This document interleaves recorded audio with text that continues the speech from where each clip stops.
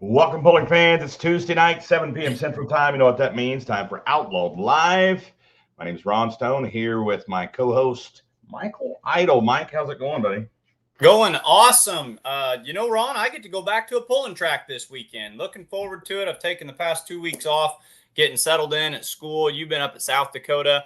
We're coming back to the Show Me State this weekend for a doubleheader, and I'm ready. Time to get back out to the pulling track. Didn't you just do an antique tractor pull marathon? Yeah, that's true. Up at the Soybean Festival, the La Plata Soybean Festival, my hometown. It's just about 15 minutes up the road from where I live now.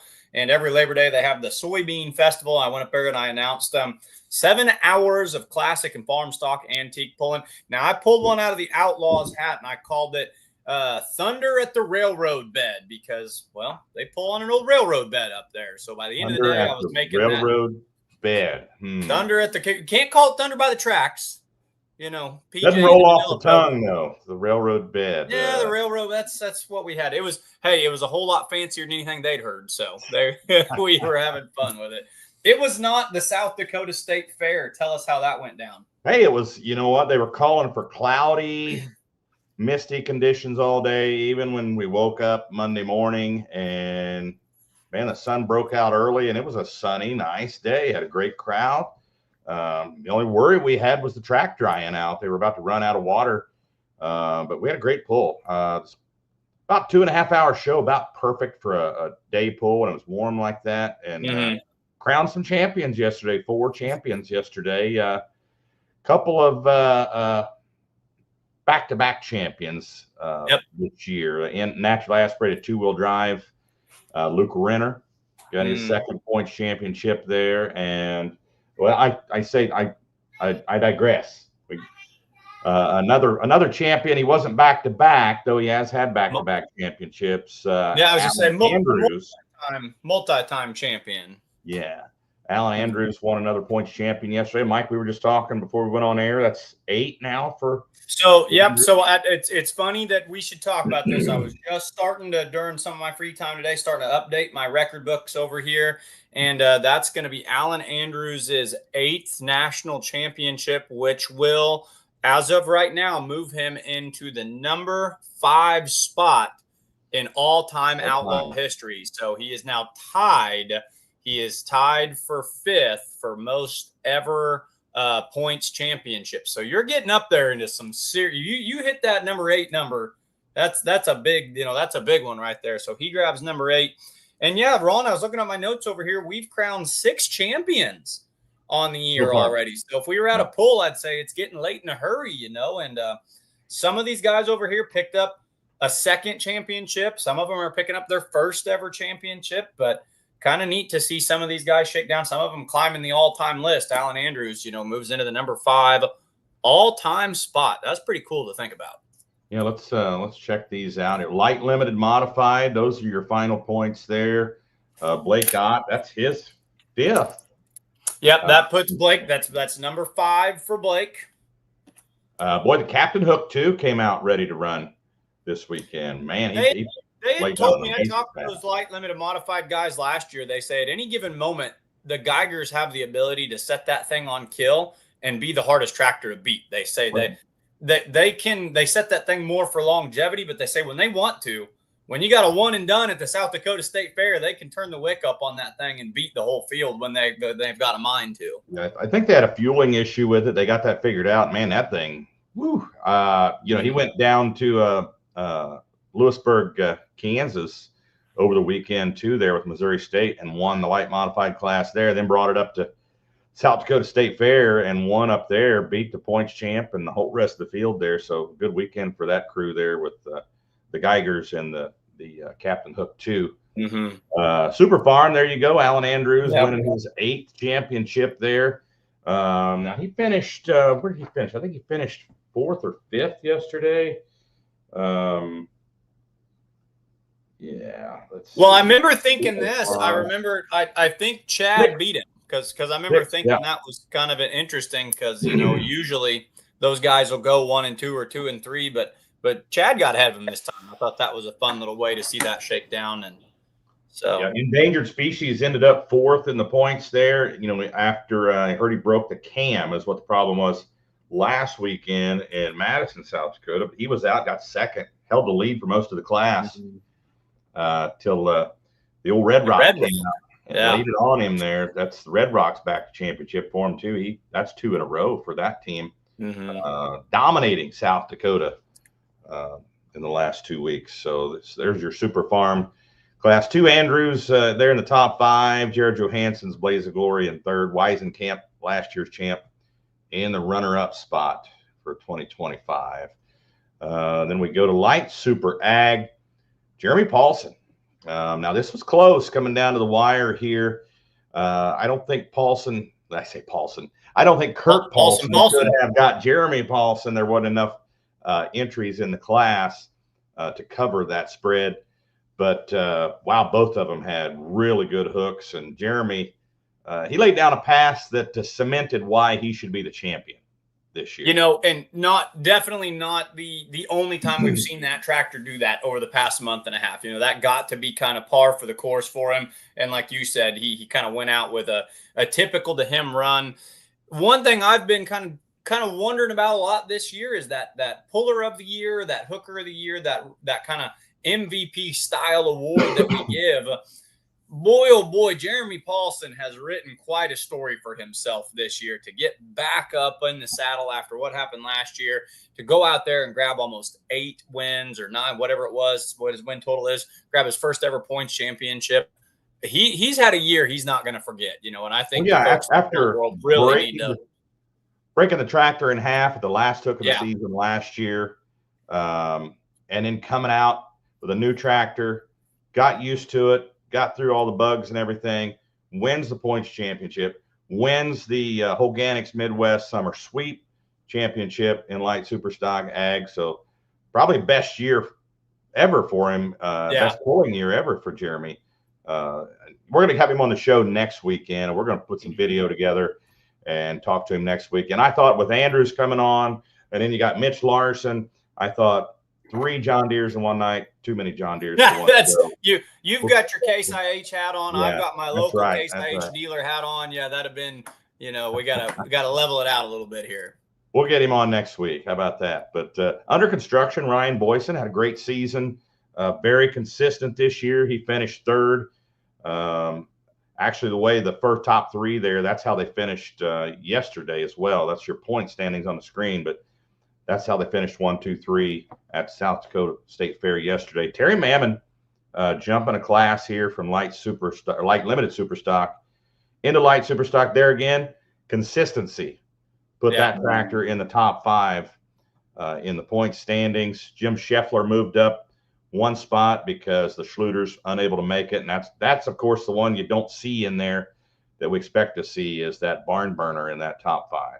It's really funny because if you could turn back the hands 2 years and you said, you know, we'll be looking at this and we won't see the Eleanor Ford New Holland and we won't see, you know, the barn burner up there, you'd be saying, huh. But 2 tractors, I think, that are still going to come back and make a charge for the points championship in the future. But we talked about it last week, just the new blood and the new configurations in this class. This is one of those, it's anybody's game. And it was a fun class to watch it shake out this year. Yeah, there's been a lot of growth in this class. Yeah, we get the Schluters back in there, minus some of the breakage problems they've had this year. Get one of the Mark Ulmer tractors back in there. It's going to be even more fun to watch next year. Yep. Let's go.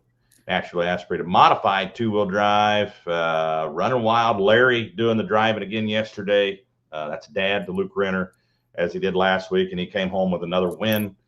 That truck just made a nice straight pass and wheels up, looked perfect. So great win for them. Pitbull moved into the number 2 spot. And wow, that's tied. I'm just noticing that between Matt Phelps in the dirt and the Pitbull. So we'll have to look at wins on that to determine who got second, who got 3rd. The Warman family there, Loy and Allie, his wife Allie, getting 4th and 5th there. So not a bad run for them this year. As well. So I think, let's see. Yeah, we're getting into just current points right now. Where what that'll do, that'll be what Luke's 2nd championship And then the other two classes, and I was just looking these up on my sheet just to double check them. So David Anderson is also going to be your Diesel Super Stock Points champion. He picked that up at the Iowa State Fair. That will be his second Outlaw Points championship. And then David Peterson in the 3200 Super Field will be a points champion. That's his first ever points champion with us. So two of them grabbing their first points championships, one of them grabbing a back-to-back, and then we got some guy out there just moves in the number 5 all-time spot with his 8th championship. So this is why we do it, Ron. It's fun to watch these shake out, these points championships at the end of the year. Yeah, these shows are getting more and more busy with all these stats. And as we're crowning these champions, Mike, you mentioned 3200 Diesel Supers, regional light limited pro, Kyle Stepanek won the regional light limited pro, regional limited pro stock, George Beyer. Holganic sweep so far, Holganic's Midwest Summer Sweep. We've crowned 4 in that sweep, 4 out of 10. Jeremy Paulson winning the Light Super Ag. Mitch Larson, the Light Limited Pro. Keith Hammond's Pro Stock 4x4. And Allan Andrews doing the sweep there, winning Super Farm. So Paulson and Andrews grabbed they don't that's all there is, because they don't have a regional in those classes, I don't believe. So they doubled down and grabbed both championships. That's got to be kind of a sweet feeling too, that extra bonus that you get there with the Organics Midwest Summer Sweep. That's a big deal, so they're having a good year. They'll cross the stage twice there to pick up 2 checks at the banquet in November. So congratulations to them. And then just to update everybody, this weekend we'll crown 2 more champions, limited pro stock and light super stock. Both will hook at Unionville and Buckner this weekend, and we'll crown a champion in those 2 classes. And then next weekend in Bedford and Spencer, you got light limited pro, pro stock 4x4, pro stock semi, 540 light pro, and 4-wheel drive. Those champions will be crowned. And then we're just left with those pulling in Lufkin, which is pro stock tractor, 2-wheel drive, modified, and 3.0 limited pro diesel pickups. And we've just about got everybody updated here on what's going on at Holganic's Midwest Summer Sweep.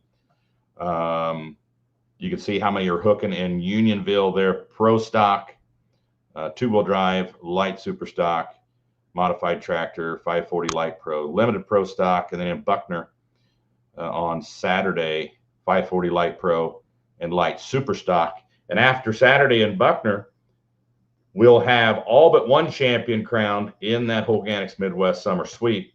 Only the 540 light pro remaining, which they'll go on to Bedford the following Saturday on the 13th, and we'll compete for the final points in that sweep there at Bedford. And then the Holganic's Midwest Summer Sweep will be complete. It'll be in the books as well. So we'll reach down to those 4 classes in Lufkin to crown the Case IH Thunder and the Dirt Points champs.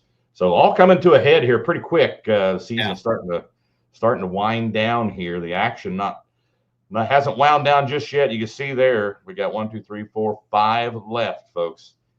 Starting this Friday night at the Putnam County Fair, Unionville, Saturday night in Buckner, then next Saturday in Bedford, next Sunday at Spencer, and we take a month off and go to Lufkin for a 2-day hook down there in Texas. So a lot of stuff, a lot of ground to cover here. We got some guests on here tonight we want to get to. We also want to get to all the comments here. Dick Blakespore watching, super fan watching from Inwood.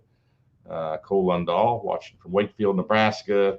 Marty Samuelson in northern Idaho. I bet it's warmer here than it is where you are, Marty. I'm not sure what you're doing up there, if you're bear hunting or fishing or. I wonder if he's like in the potato harvest. We went on harvest and the potatoes are coming in or something. I don't know. I don't know. Mark Willis watching from Carrollton, Missouri, home of the Schluters. Andrew Sprock, I think he signed up to pull this weekend with a 2-wheel drive there in Unionville, at least. Not sure if he's coming to Buckner or not. He almost always is one you can count on seeing up there at Putnam County. He seems like a regular appearance up there. Chris Kilbarger checking in. Ben Beller from the great state of Kansas checking in. PJ Minio watching from Manila, Iowa. James O. Harmon Tuning in from Cedar Rapids, Iowa. Thanks, James. Thanks for watching. Steve Deckinger. Congratulations, Big A, on another championship there. Congratulations, Allan Andrews, on his 8th. Mark J. Ham, he was checking in. We was in his home state of South Dakota yesterday watching the pull there at South Dakota State Fair. Robert Miner, greatest show of the week. How you guys doing? Checking in from Niobrara, Nebraska. I think I'm saying that right. Eric and Tina Berger watching from Wilbur, Nebraska. Yeah, I noticed this. Boy, BJ had the backpedal. Yeah, he was getting his exercise, wasn't he? Yeah. That'll be part of the training program for track officials from now on in the off season to time them as they're running backwards with the old stopwatch. I always, when I introduce them, Ron, I talk about they're the referees of truck and tractor pulling. Well, there he is. He's just taking that to heart. He's like getting back there in the end zone looking for the full pull touchdown, you know. Chris Gilbert, never too many deers. Well, I don't know about that, Chris. You know, 2 is enough for one night. So we'll bring Jeremy on next week. That way we can compile some video for him too. How's Bipolar doing? Bipolar, well, he's already won the Holganics Midwest Summer Sweep for Pro Stock 4 before, and he's leading the points by a ton. So I'd say he's doing pretty good. Case Conover watching from the great state of Texas. Watching from Lido. Is that Lido, Texas? Ready for Lufkin. Yes, we are too, buddy. Lytle, Texas. Okay. There we go. Well, that's why you put it in there that twice. Autocorrect got to him. Yeah. I pulled into the funny farm in Buckner earlier today, and Ken sent me a message and said, check in at the officer before you leave. And I said, am I getting in trouble or am I getting arrested? And he said, I knew what he meant. He meant the office, but he said the officer. So check in with the officers. I'm a Bipolar fan, Green City, Missouri. Heck yeah. That's a good one. That's a good one to be a fan of. No doubt about that. Sydney Chance, formerly Sydney Summers, watching from Buckner, Missouri. I feel like she just got excited because she saw her own comment being read. So Terry Mammon watching, of course, of the Cockshut Fat Chance. Yep. Taking 4th place in Light Super Ag for the season. Marty Sanderson answering our question. Fishing and drinking beer is 95 in northern Idaho. That doesn't even make sense. Pass. Marty. No thanks. Fishing, beer, yes. 95. I'm over that. Cool on dog. Bittersweet being close to the final couple weeks of the season. 2 more pulls on the schedule for 2 different organizations. Back-to-back days. NNPAI and Outlaw. It's been a heck of a summer. Heck yes, it has. She's checking in twice. Or that's Trish Summers. I'm sorry. Yep. Then Alan Ulmer, the South Dakota State Fair, was great weather yesterday. I don't know if you were watching the video yesterday when Alan Ulmer got a little bit squirrely. Yep. And I had Kinsey back up the video for the replay so it could show the growth of that right rear tire when it came up off the ground.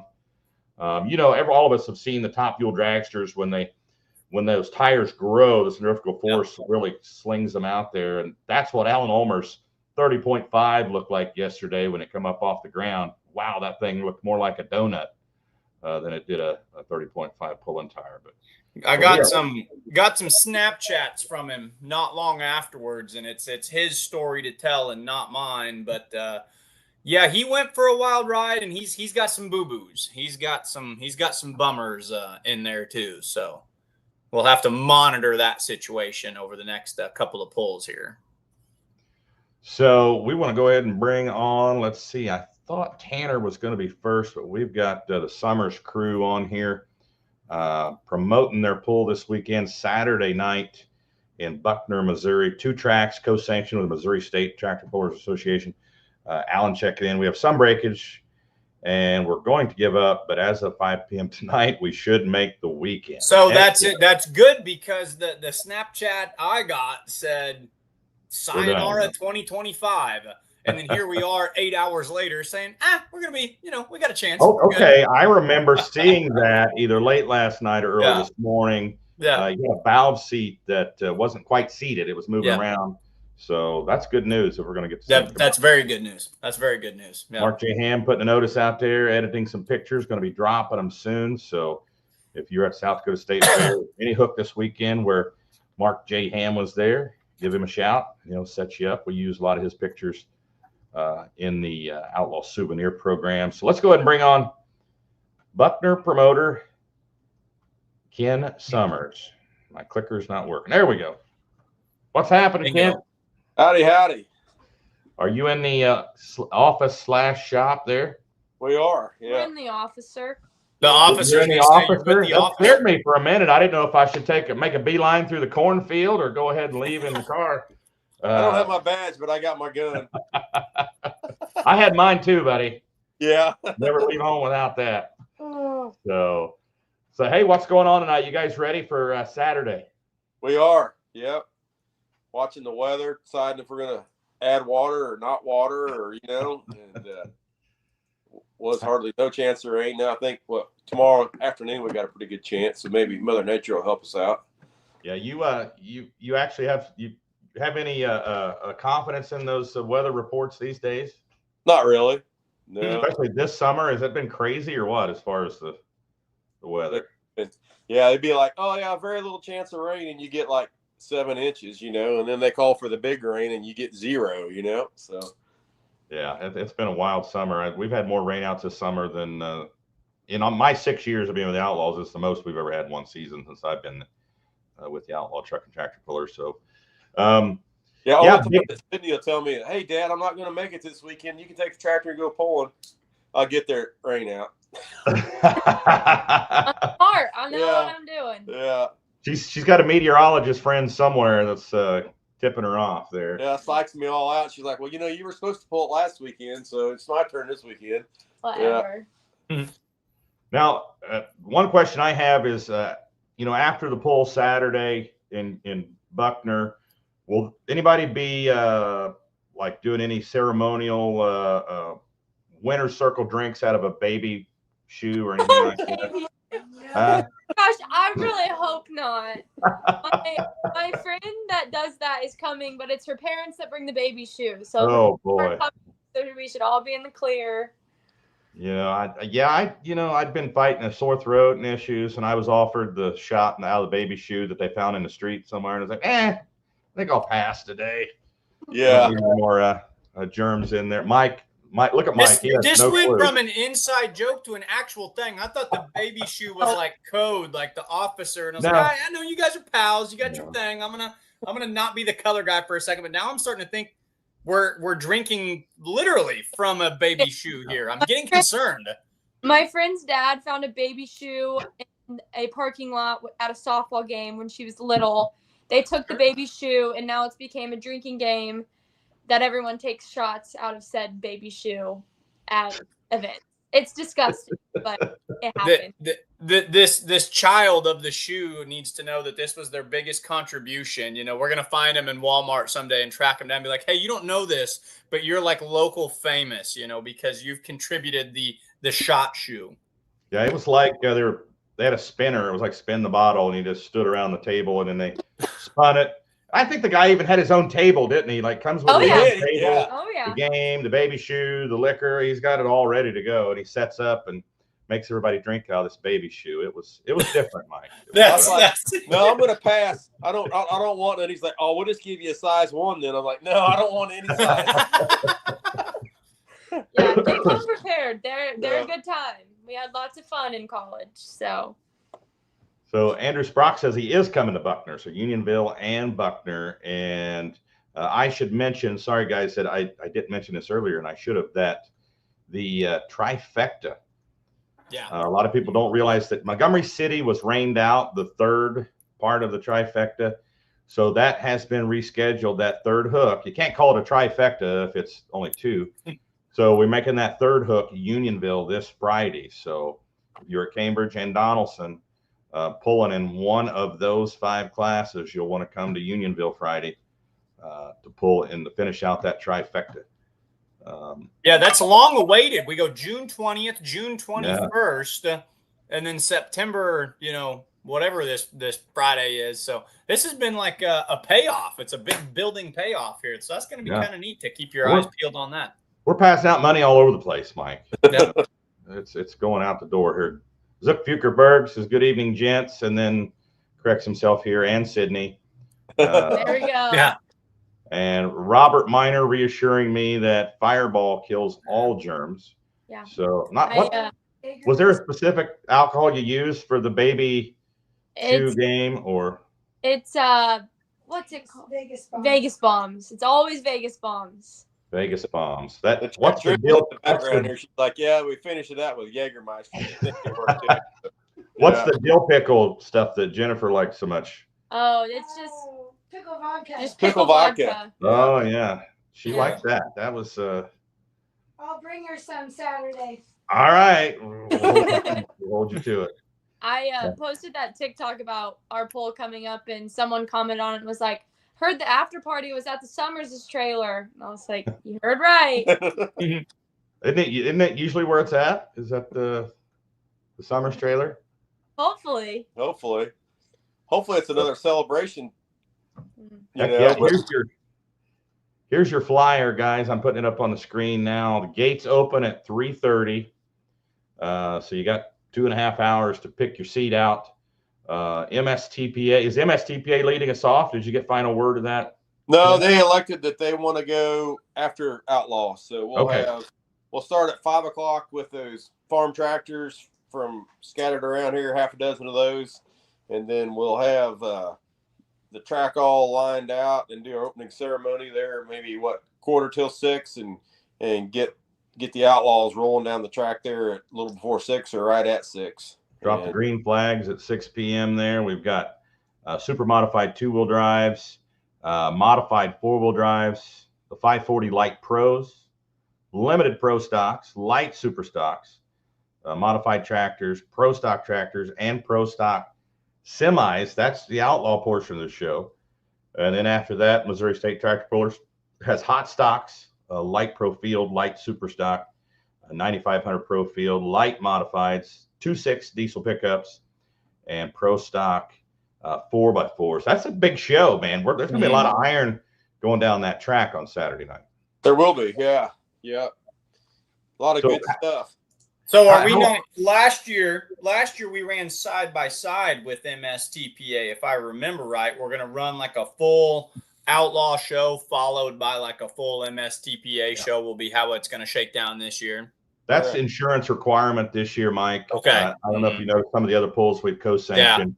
Yeah. Unless they're running the same insurance that we have, our insurance company will not allow us to run side by side with another organization unless they're same insurance. So, for example, the Texas Truck and Tractor Pullers, Illinois Tractor Pullers, they have the same insurance. We can run with them all day long, but with different insurance, they just simply won't let us now. It's not even discussable. It's like, nope, this is how it is. So, but it's still a 2-track show. We're still gonna. It's not like we're running all down one and then we switch and go. We're still running 2 lanes. Okay. Yep. That was almost what I was afraid of at first, but no, it's still as big and heavy as hitting as ever. So. Exactly. Yeah. 8 classes. We'll run 4 classes down each track there, and we run pretty fast. So we'll get done in time for Missouri State to get their show in. It'll be a good show. Always is there. How long has this show been going on, Ken? We've been talking about this. We think it's been 13 years, but 12 years at the Sibley Orchard. Now, did you make your first hook there 13 years ago, Sydney? Not quite. I would have been in 4th grade when we started. Well, maybe. No, it would have been the 2nd year. So my first poll was in Concordia, but I would have been in 4th grade when we started the Buckner poll, and my first poll was when I was 9. So whatever the math is there. Mm-hmm. What grade were you in 13 years ago, Mike? Hey, I was like in one of my senior years of college. Oh, geez. There you go. And hey, whoa, there were multiple senior years of college. I found out how you can turn a 4-year degree into a 6-year degree. Yeah, so those are called doctors, Mike. I didn't. For some reason, I didn't get any fancy. I still just got the 4-year degree. I just figured out how to do it in the Chris Bowl timing of 6. So that joke. That's fun. One of the Chris Farley movies where he says a lot of people go to college for 7 years, and somebody said, "Yeah, those are called doctors." You're not far off, but hey, I had more fun than those guys did. So my biggest regret in life is graduating college early. So you did it right. Take your time with it. Take your time with it. Yeah, explore a little bit. Yeah. But so, what's the biggest memory from the pull in Buckner there at Sibley Orchard? Oh, Man, I don't know. There's been a lot of them. When we started out there in the cornfield crossing the fire station, and that's when our brush puller days. And we kind of had a brush pull, and then we had a 2.6 diesel pickup pull, and then we had a gas modified pull too. And Mike brought Red Cloud up there, and Missy was young then, and I remember her talking to Mike like, "Hey, there's only like 1 or 2 in our class," and Mike's like, "You just get out there and give it all it's got, like there's a class of 20 of them, And same way with the diesel pickups, they was kind of the coolest stuff we had at our show that year. And then when we moved out to Sibley, well, then we still had the brush pullers, and we had MSTPA join, and that was a lot of fun. And the brush pullers is not near as active as what it used to be, so that's why we do MSTPA and Outlaws now. We did MSTPA, Outlaws, and PPL I think we did that for 3 years, I think. And at least a couple, I think. Yeah, we did them together, and I think the last one was the rain out deal. Yeah, I think so. Yeah, but man, I don't know. We just always have so much fun. I don't know what the most memorable would be. I know what Sydney's is when she drove the 401 for the first time and booted me out of the seat. So that was a good one. Did she win that night? Was that when she won there? No, the first time I pulled it was just an exhibition hook, which I don't know why I chose my hometown to make my first hook, because it was like 10 times more pressure. I bet. But last year I won Buckner, which was really fun. That was a good time too. You won it on the rain out too. Yeah, I guess I've won it twice. Sydney, I thought there was a year, and you might have told this story over on the Let's Grow Pulling podcast that I used to be affiliated with a little bit more. Wasn't there a year maybe at Buckner somewhere where you had a football homecoming or a prom or something, and you like flew out there 5 minutes beforehand, had your prom dress or something on underneath your fire suit, went out, won, and then went back to the dance or something like that? Yeah, I forgot about that. Wow. My freshman year of high school, I was homecoming princess, and so I went to homecoming, and then I came and pulled at the tractor pull in my dress and everything, and so that was a good time. Awesome. Roger Rui says, "Hello, Summers family." Howdy. And he's asking, where are you going to park all that iron this weekend? Where are you going to park all that iron this weekend? We'll double deck it if we have to. Yeah. There you go. Yeah. We got no awning. They can stack it up. No awnings this Saturday night. Keep the awnings rolled up. We'll have to park everybody pretty tight. Yeah. At least it's not going to be hot, so that'll make it better. But you do have extra parking, like the church across the street from the pit area there, right? Yeah, we do. We'll use that for spectator parking, and the church will run that shuttle back and forth. And then the Holmbergs own the house across the street now, and they let us use that for extra parking and extra pit parking. And Robert Cash does a good job of stacking everybody in there to make the best of what we got. And any of the pullers, the earlier you come, the better off it is to get parked, get a good spot. Same way with the spectators. If you want to bring a lawn chair, the lawn chair seating fills up pretty quick. So the earlier you get there and get your territory staked out, the better it is. Then you have some extra stuff that usually goes on there as well. Like, doesn't Delton usually have a pedal pull there as well? I don't know if I haven't heard any talk about the pedal pull. I need to ask them about that, see if we're going to do that or not. And I know new this year we're having face painting for kids, and they actually shared on Facebook, the lady doing it came up with a bunch of different like tractor designs that she can do now. So that was big on Facebook today. So that's an addition. I think Mike Idle should go get that face painting done. Yeah. You know what? No one's going to see me. No one's going to see me behind the sings. I wouldn't be too embarrassed to do that. Oh no, we would definitely get pictures. You can't hurt it any wrong. What do you say, Ken? I think we need to get Joe Moriando in on the face painting. I think he'd be a good one for that. Or he'd be down for that, I think, too. Yeah, or we could put King George on his head too if we've got George to do it. Yeah. Get him a crown. Do they extend to the face? There you go. Yeah, there you go. Get him take the ball cap off, paint a crown up there on his head. He's got the haircut for it. Yeah. There we go. Yeah. Doug Bowe says, with any luck, the Griffin will be at Unionville and Buckner. So that's good. Awesome. Awesome. That's good news. There's my girl right there. Hey. Gonna shout out to Ken and Sydney. She doesn't see Trish in there, but Trish is in the background. And this is one that had some snorts off of that baby shoe. That's McLeod there. So yeah. We're gonna have people just tuning in are wondering what is Ron talking about. But yeah, that was fun. That was fun. It was fun. I was glad I didn't partake anymore in it, and I had to. Yeah, I was fighting those issues with my throat still. It's pretty hardcore. I was taking it pretty easy. So there's a question from, I was getting ready to address this. Can you come in and park on Friday night? Sure. Yeah, we're going to take our hauler out there on the lake side on Friday night. We'll get a row started. And if anybody comes in the night, if they're questioning where to park, just park right in the middle, and then we'll move you Saturday morning where you need to be. And but it'll be open. The lights will be on. You can come right on in.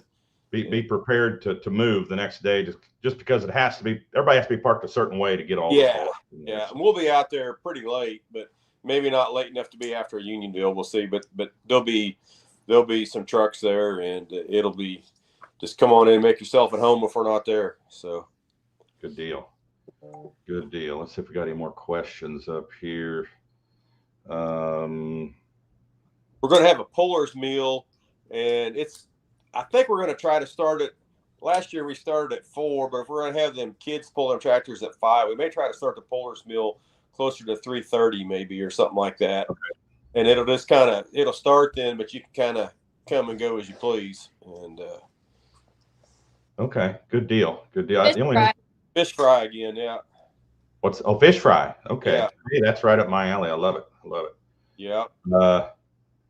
Let's see. Chris Kilbarger says snorting from a baby shoe is now trending on Instagram. So, gosh, this is gonna sound really bad if you don't know the full story here. So was Kyle Pedley still there when you were still there, Ron?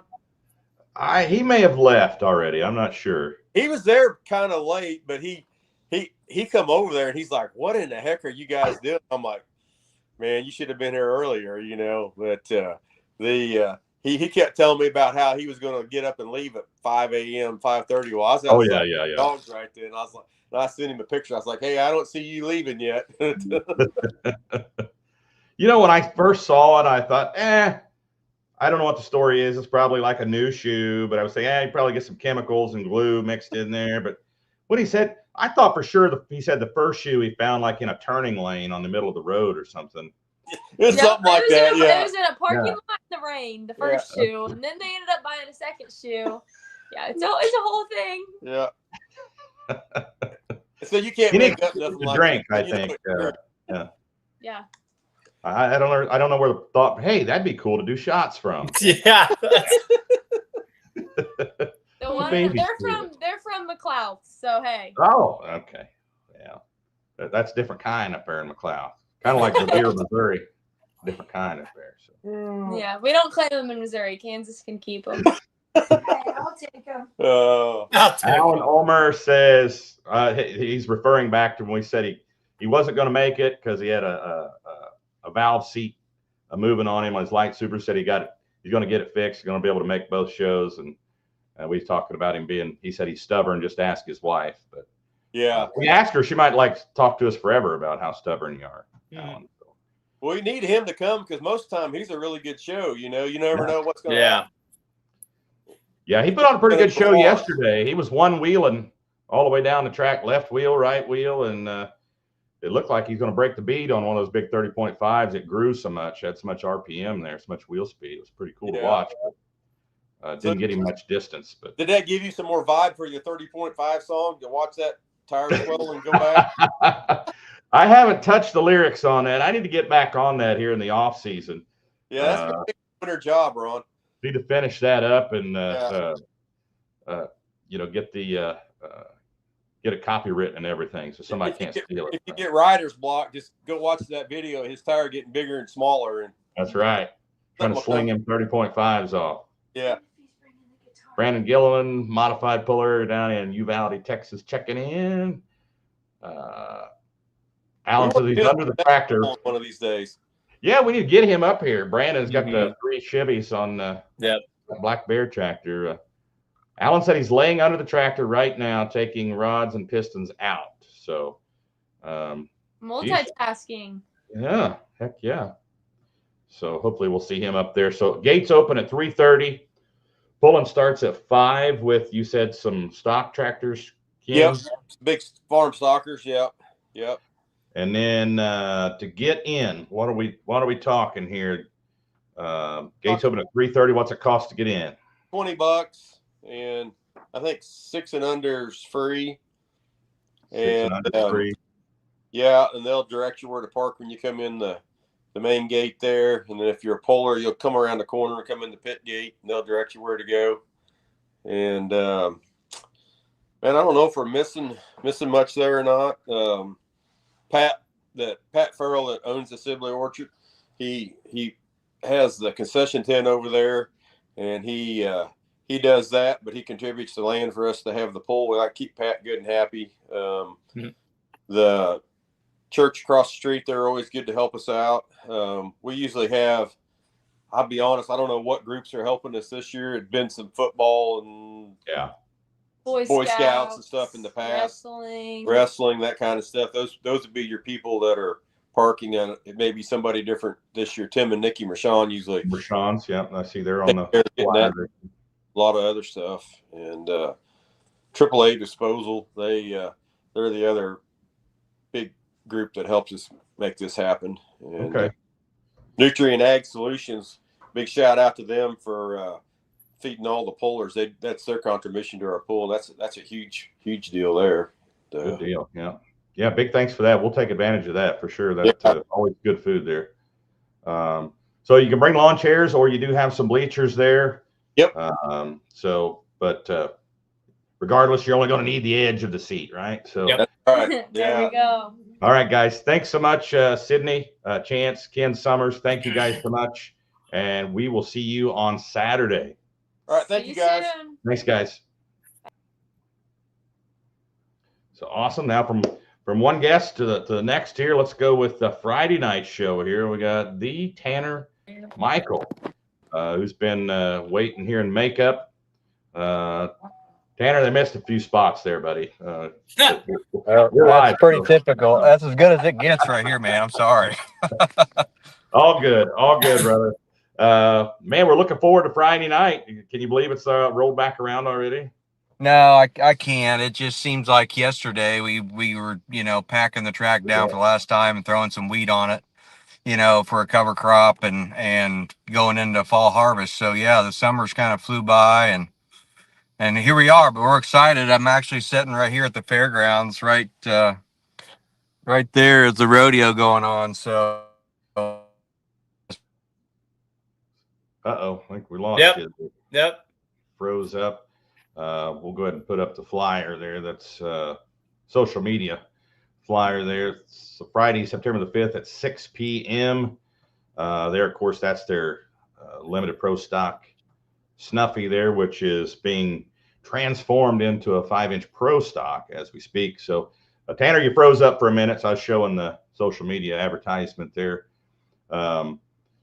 What's the buzz around town? Is this the biggest event of the fair, you think, or is the concert, the rodeo? What is it? I think he froze up again. Yeah, we'll say that he looks like he's very focused. I tell you what, my students can take a page out of that right there. All right, he looks like he's trying to jump in and out. We'll see if we get anything from him right here. Tanner, you got a copy with us, buddy? Yeah, I do. If you get out and stand on top of the truck and hold the cell phone up, you might be able to get a little. There you go. Maybe I get out.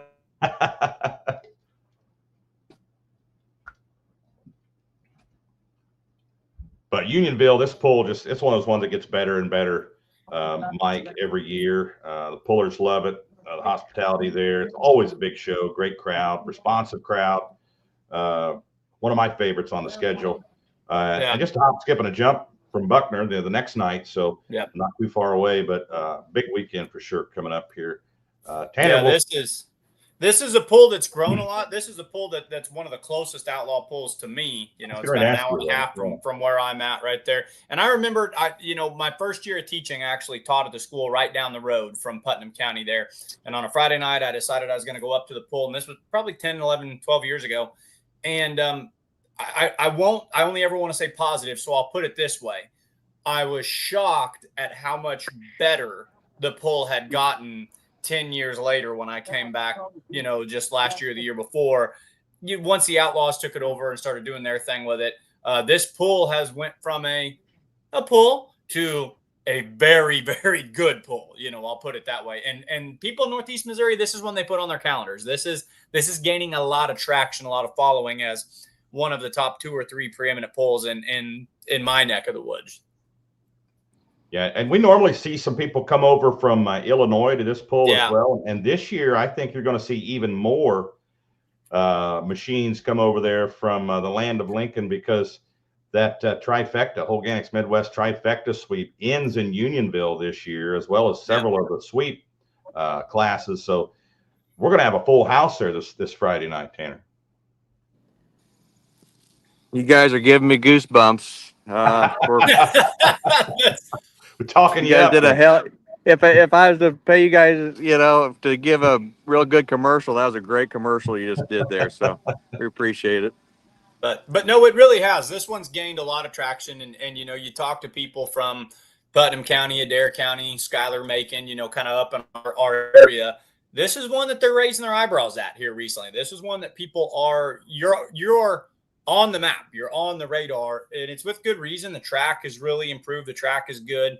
The crowd, like Ron says, it's interactive. The pits are really friendly. You can walk around. It's kind of laid out in a long stretch where you can quickly see.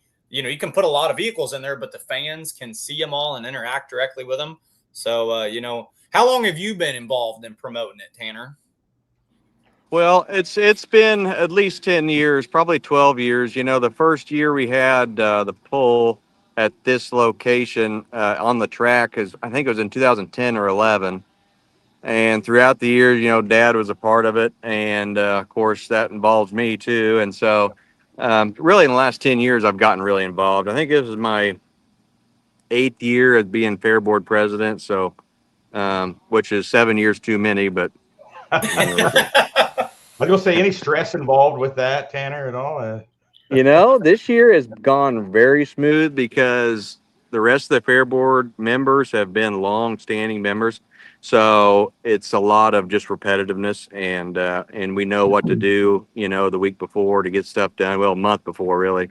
And so it's just kind of I don't want to jinx myself, but it's almost a fine-tuned machine right now.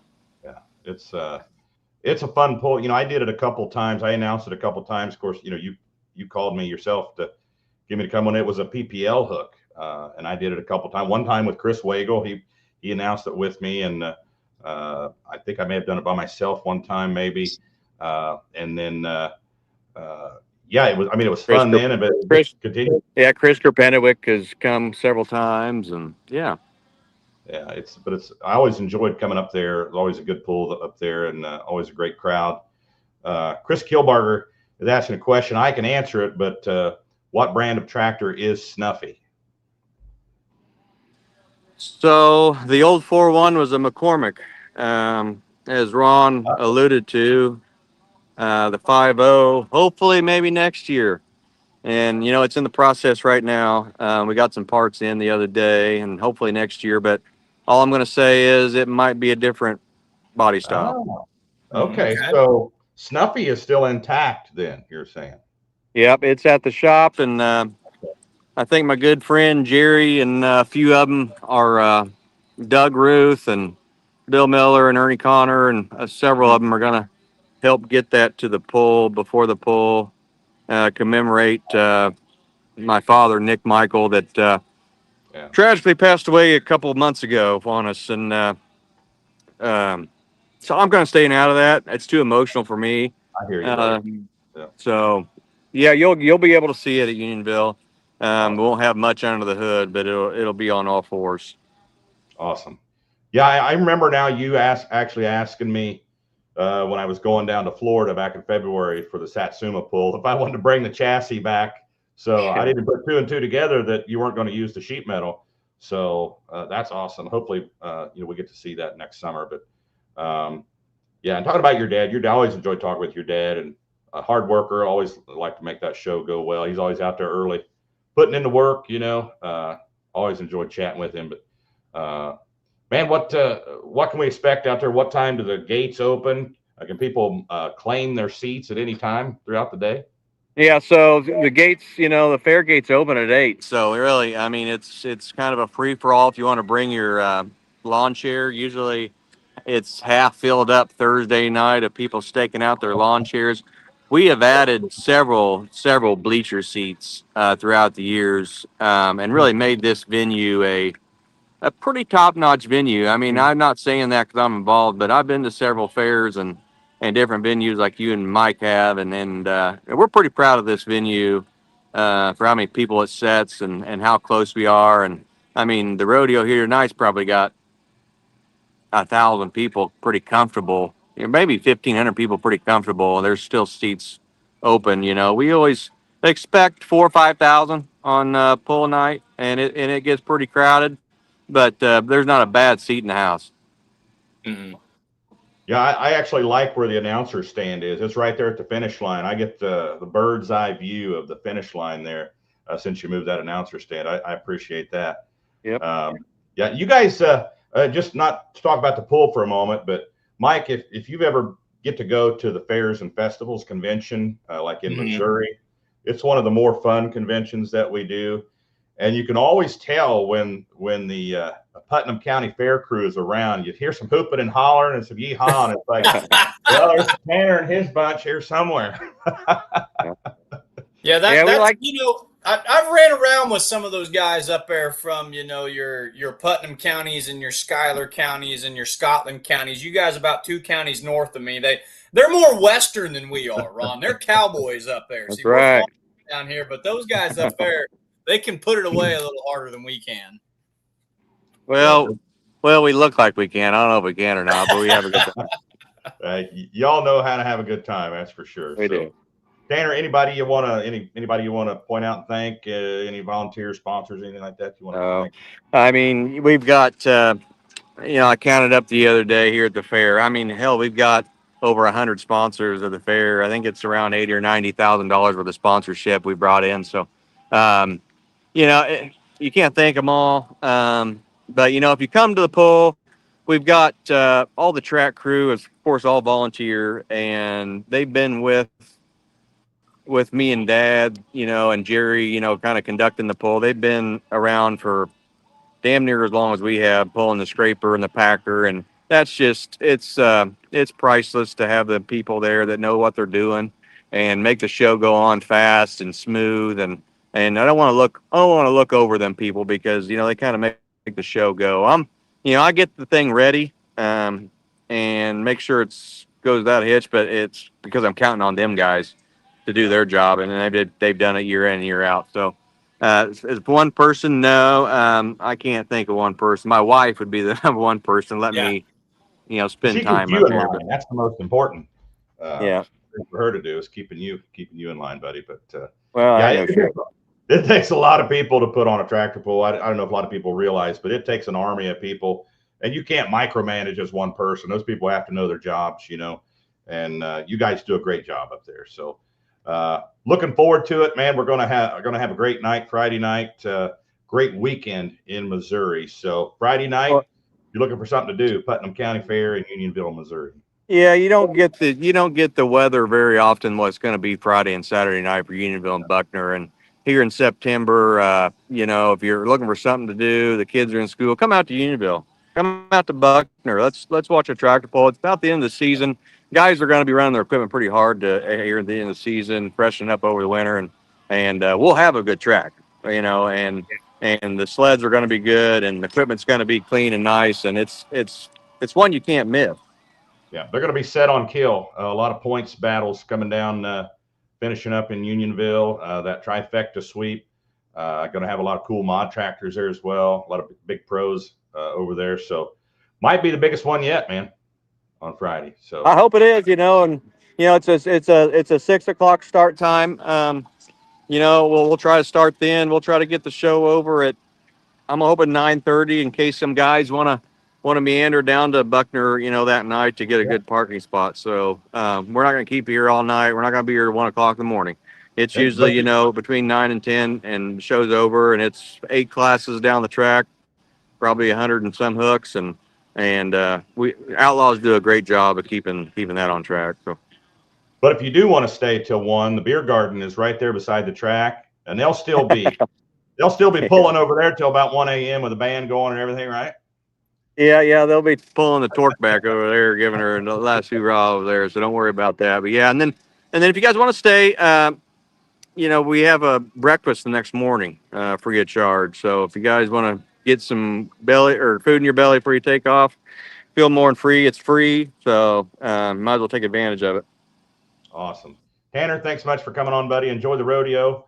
And we will see you Friday night, Putnam County Fair, Unionville, Missouri, 6 p.m. The green flag drops. Be there. Thanks Ron. Thanks, Mike. Yep. Yeah, I'm getting pumped up talking about the weather. That's really, honestly, that Putnam County Fair tractor pull has come into its own nicely, and that is a preeminent pull. In northern Missouri, all throughout the Midwest. That one gets a lot of buzz around here. So yeah, that's a fun one to go to. You see the heavy hitters from the Outlaws, and like you said, Ron, it draws a lot of, those guys that build their own schedule, the ones that kind of just like to show up and collect checks and hurt feelings that don't ever necessarily run points. Yeah. Unionville has kind of a reputation for drawing a lot of those guys in. So you kind of see the best of our best and then some X Factor iron as well. Get to see some light supers we don't normally see throughout the year. Mike Novinger usually comes in there and pulls. At least Bobby Jones has been there a little bit. Jones, Colton Whitworth usually show up with a tractor or two. So, it'd be fun getting all those light supers together and all those mods together again. Some of those Illinois mods. So it's going to be a good night. It's going to be a good weekend over here in Missouri. So, trying to catch up on Delton. He's talking about apples, man. He's always good. I think he's talking about Buckner. He was talking about that was when we were talking about Sibley's Orchard and Ken Summers and them. So I don't know if he's saying there's good apples at the orchard or that the Summers family is just a group of good apples. So well, and that's one thing too. If you're not using the Outlaw pulling app that has directions to every pull, if you just drive straight to Buckner, you're not going to find a tractor pull. It's north of Buckner. Put it in your GPS as Sibley Orchard. That'll take you right to the tractor pull. It's right beside Sibley Orchard there, the store. So word of the wise there if you don't have the app. So we got one more guest on tonight.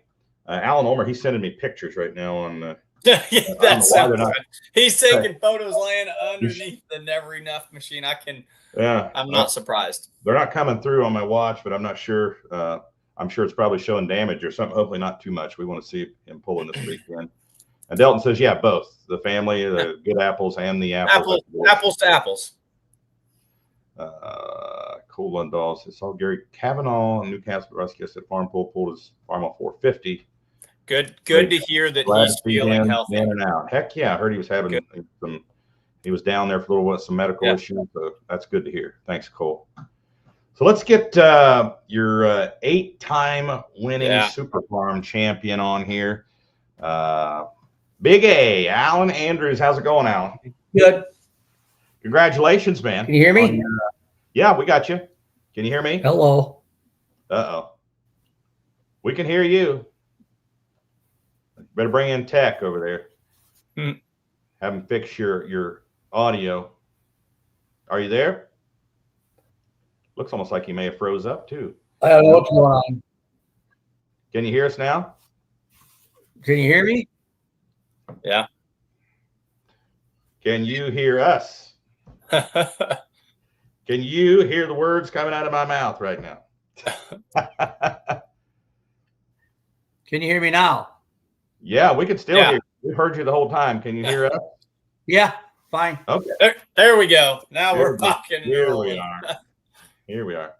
So another championship. That's number 8. Allan, that puts him where on the Outlaw? 5, tied for number 5 all time right now as things shake out before the year ends up. So he is sharing 8 points championships. That's going to put him right there with Kurt Ulmer and Mark Ulmer. So the South Dakota, kind of the lone standers with 8. He's just behind Kenneth Popham and Glenn Freeze, as well as Matt Goodwin and Robert Zajac is how that's going to shake down. So 3 of them tied in the number 5 spot with 8 national points titles to their credit. All of them right there out of the great state of South Dakota. We get lucky once in a while. Now, Well, you've gotten lucky 8 times. Is this one different? Is every time you win a new one, are they all special in their own way, or is it just become an old hat at this point?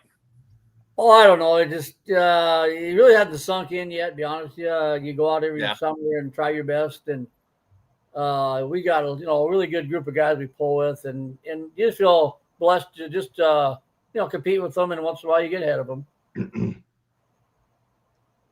Yeah, you're in a division, you're in a class that I would say is one of the most challenging to walk away with a win in as well, because you've got heavy hitters that you're trying to get around night in and night out.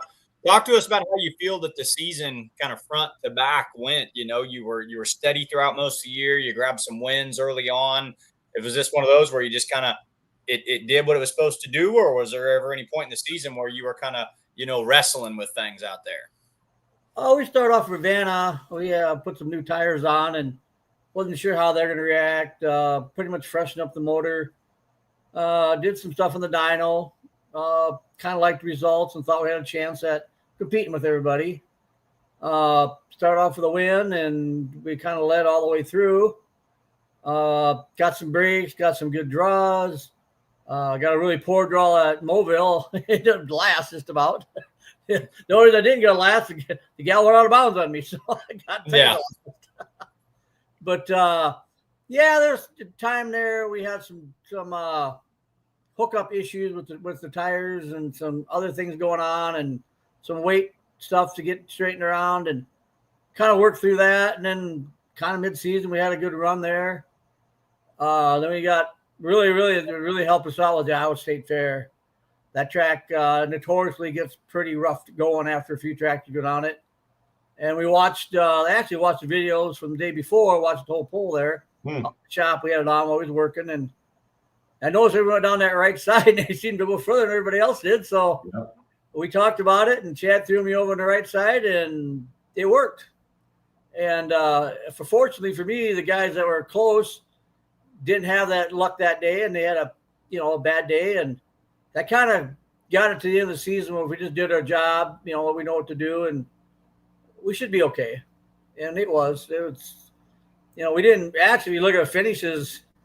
I feel sorry for you. Now to be as points leader, I get like 6th and 7th all the time. So I wasn't doing very good at the end of the year, but we kind of know why. We just too late in the season to fix it, so we just let it go. What's really cool about that Super Farm class, Mark Ulmer checking in. Allan, not sure if you can read the comments, but he says congratulations. Says thank you for bringing the championship back to South Dakota eight times in your pulling career. Well, he started. He set the bar pretty high, and his brother Kurt set the bar pretty high. And to be honest, them guys helped me out a lot. I mean, I talked to Mark quite a bit, and Allan and Gary Ulmer, and I'm at their shop quite a few times. Yeah, can you fix this? Can you make that? They've done a lot of work for me over the years, and everybody knows Mark and has got tremendous amount of diesel knowledge in his head. Yeah. So sometimes we struggle with cam setting or something of that nature. You call him up and says, "What do you think?" And then we talk it through, and then you kind of an idea. So really good guy to talk to. Helps me out. And Gary and Al, they're my little mechanics that. They build me a lot of stuff over the time, and it's on the track. You just don't know it's there because, break something, anything aluminum. They're great aluminum welders. Yeah. Allan's on the tractor right now. I might even see you this weekend. They said I can go with if I want to down to the two pulls down in Missouri, and we might jump in with them, but they'll take the head out and they'll weld it back up themselves and put it back together. They're just that good a machinist, and they'll be on the track if they can.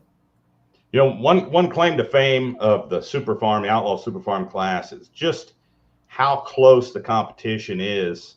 I mean, you can go to a pro stock 4x4 or outlaw pull, and Mike, your expectation is, who's going to win? It's going to be Keith Hammonds, unless he messes up or somebody else figures out a way to beat him. Yeah, there are classes where you go in and there's usually a driver, and you say, well, it's that guy's to lose. Favorite, that guy, he's been putting out a season. It's if the stars align, that's his class to go out there. He's got the odds on favor. But Super Farm, you can say, well, who's favored? If you were the odds maker in Vegas, well, Allan Andrews, well, wait a minute, the Red Rock, well, wait a minute, Chad Weisenkamp someday. No. Well, wait a minute, this Al Chalmers that came out of nowhere. Well, you know what I mean? It's like you guys, you got to be on your A game in that Super Farm class. Well, that you talk about that, and you talk about the Red Rock tractor.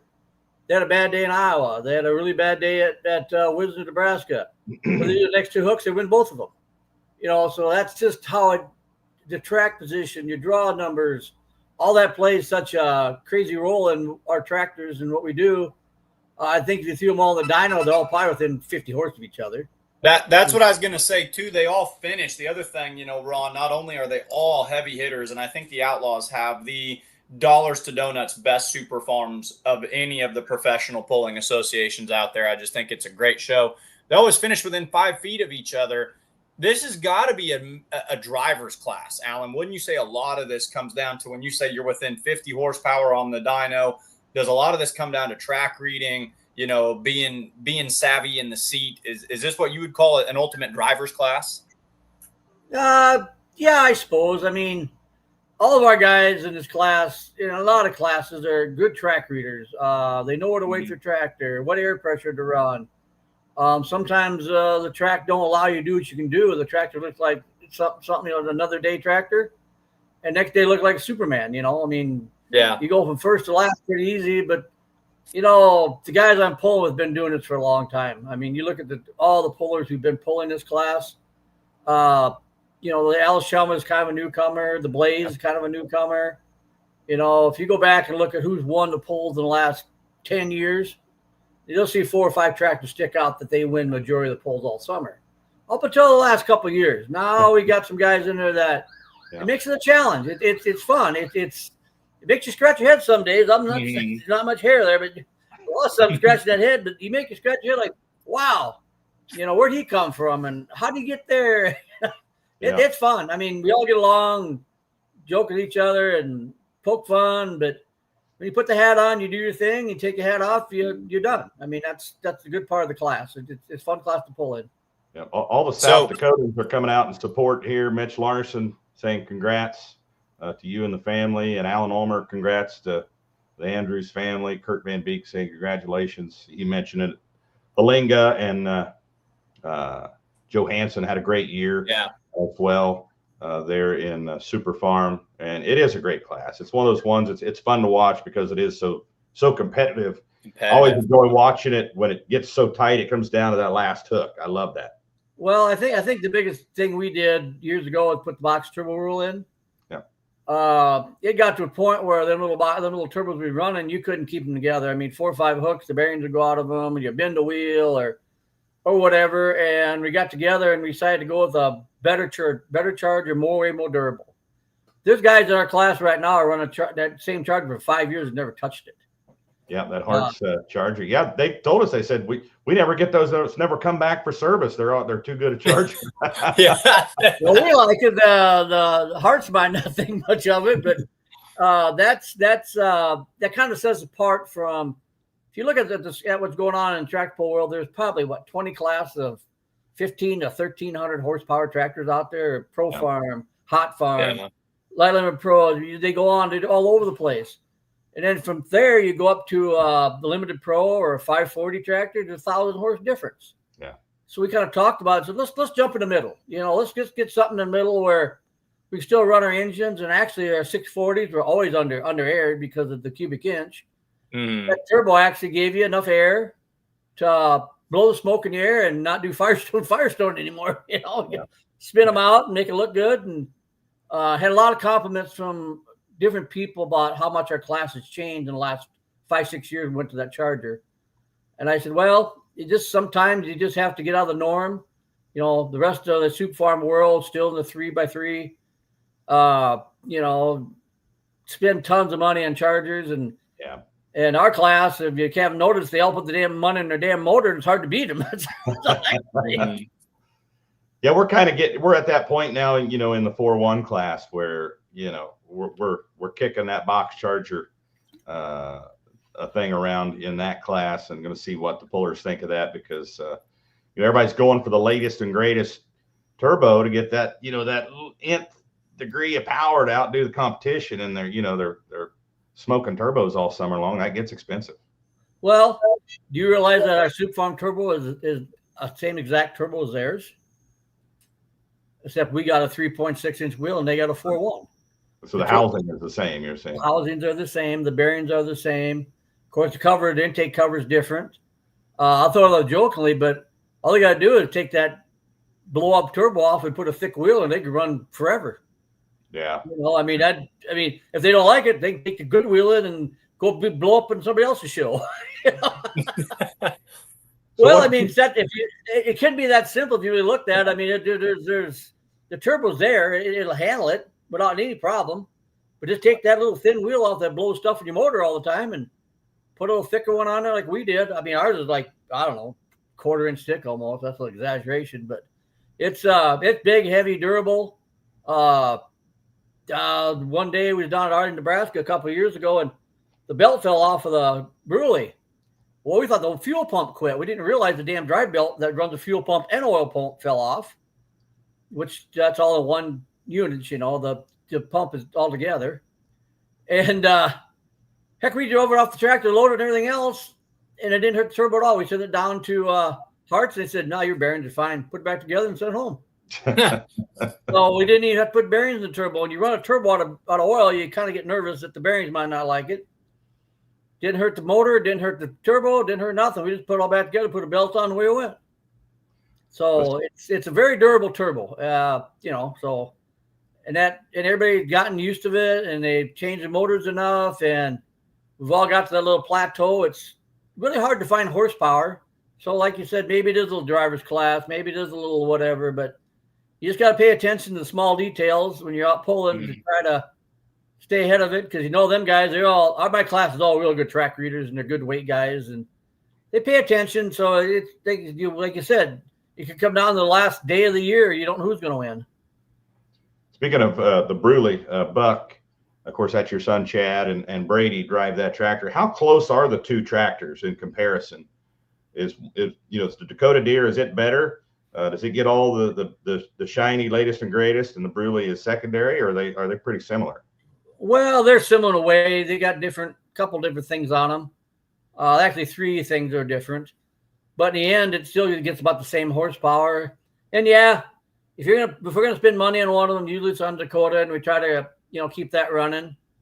Mother Time's flying by, and some of these days you might not be able to doing this stuff. So yeah, we try to keep Dad's tractor going, and if we find something that gets transferred to the other tractor pretty quick. If we found something that gains or helps, or we don't run the same head, we don't run the same fuel pump, we don't run the same cam.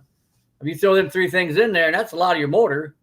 They're all different, but they all seem to get the same results on the end. We never have swap parts to see how much difference it'd be. But, that's a lot of work too. Start tearing cams out and stuff. And people do that, but fuel pump, the Bruley's got a pump on it's 10, 11 years old. Oh wow. Yeah, that's an old sent in last year, and they put a new cam in it and refreshing it up. I sent mine down there, and they put a new cam in it and freshened it up. So, my pump's like 5-6 years old, and it's like I had that pump on back 10 years ago. Yeah, that's a testament to that class. Those tractors are pretty tough. But if you're just joining us, talking to Allan Andrews, 8-time Super Farm champion, sewed up his 8th championship yesterday at the South Dakota State Fair. Did you feel any pressure the last 2 weeks to perform better, being finishing out the season in your home state? Oh, we did the math. We knew what we had to do. Just going into Madison, I had to get, what was it, two 7s, and he had to win both in the timey. And then going in the other one, so we did the math. We didn't do anything out of the ordinary. We just, you learn that you just do what you know you can do, and that's kind of going to keep you there. Like the season, sometimes you had a bad hook, and the next day you have a good hook, and you just like, okay, that worked here, and we do keep some notes, in that little book, and sometimes we don't forget to follow them. Like one time we always pulling down at Weeping Water, and they told us right where to go. Neither of us went there. I don't know what the hell not. So we just didn't go. I said, Chad goes, what the hell good is that thing if we don't follow the damn rules? I said, I don't know. Yeah, Chad told us about the little black book. I think he was in the spotlight one night, and Mike talked I've seen it, Ron. I won't say a word. I had to sign a non-disclosure agreement, and they made me lock my cell phone in a case. But I have seen it. It is real. Everybody's got them. Most pullers got the little book that they, like we did the first pull in Vanna. We put the new tires on, and Chad got the book out, and he weighed the tractor just like he did last year. Jared's got one of those little black books that's got nothing to do with pulling. I don't. Yeah. His has different numbers in it. Is that what yours is? His numbers mean something else? Sometimes you hear some of the stuff he tells you, just scratch your head and say, man, I don't know. I don't know. That's. Bring it back when I was 25, 30 years younger, but he's quite a character. So, 8 championships. How many years have you been pulling now? Oh, I started in 1975. Went to in the 4-H. I was going to be a freshman in high school. I took a G1000 this to Minneapolis, drove 26 miles to the pole, and drove 26 miles home. And the worst thing you do is I won the dumb thing, and I got hooked on it. And so then I got into high school, and then basically did the high school things, played sports and chased girls, and and then got out of school in 1980. South Dakota had a sanctioned class, polling association up here. And me and my friend pulled a 1026 hydro.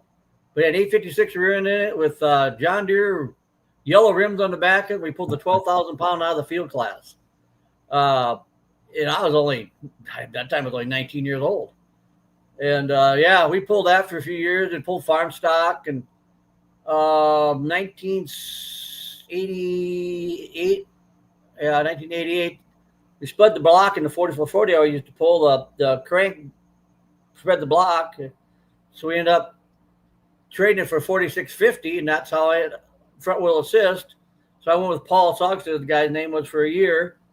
And then in 1990, I bought my tractor out of Wall Lake, Iowa. It was a rice tractor, had rice tires on it.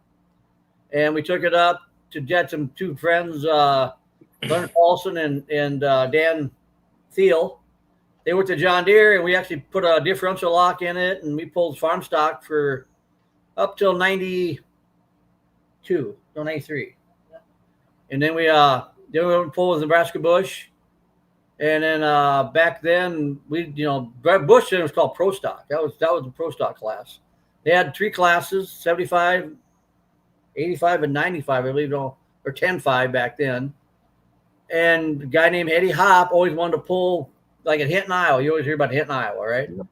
Well, we wanted to go pull with that group. So in 1995, Eddie got a hold of Ken Lamping out of Region 3, and that's how the NTPA adopted the Super Farm. Huh. It was Norm Cavan, Ron Emond, Ray Doden, myself, and Eddie Hopp signed up. We pulled Iowa. We had 2 classes at that point in time. We had 2 classes in 95. Pulled a lot of MTPA stuff back then. And Outlaws. I met Doug Roberts a couple years later. And we got talking to him, and then they adopted the Outlaws in 1998. That's what won the first championship in 98. And then I sold that motor, and goddamn, beat me in 99. The motor beat me. So yeah, that was kind of a bad deal. But Roger Ellington, he did that, and we pulled around NTPA and Outlaws for several years. Bowling Green, been out to Budweiser at Tome, Wisconsin. Been down to Louisville, Texas, Ohio. I was going to go to Michigan, but one of my kids got sick. So we didn't go there, but we went out to Michigan, pulled at Interley Pole. So we've been everywhere with that tractor. That's why I got to know all the Tony Stietzmas and all them guys out in that area. Got to know all them guys out there. And then we kind of time went on, and we got so many tractors. We kind of all just started concentrating on the Outlaws. And heck, it was in 2013 I won my second championship. And then that wasn't even a 640. That was a smaller motor. And in 2016, I had first started out with Jan Riddell at Riverside, and he helped me build my motor. And then Doug Roberts helped me some, Jimmy Brackett helped me some, and whoever I could find to help me. In 2016, I went back to Riverside and Phil down there put my motor together, and it's the same motor I've had since 16. And changed a few things, but basically it's the same engine. And you'll find that out. And once you get a combination that works, you just don't go away from it. We just kind of keep sticking with that same combination and try different things, but always go back to it. I tried an aftermarket head, and I put my old one on. That head's been around for, God, I don't know how long, 6 to 8 years.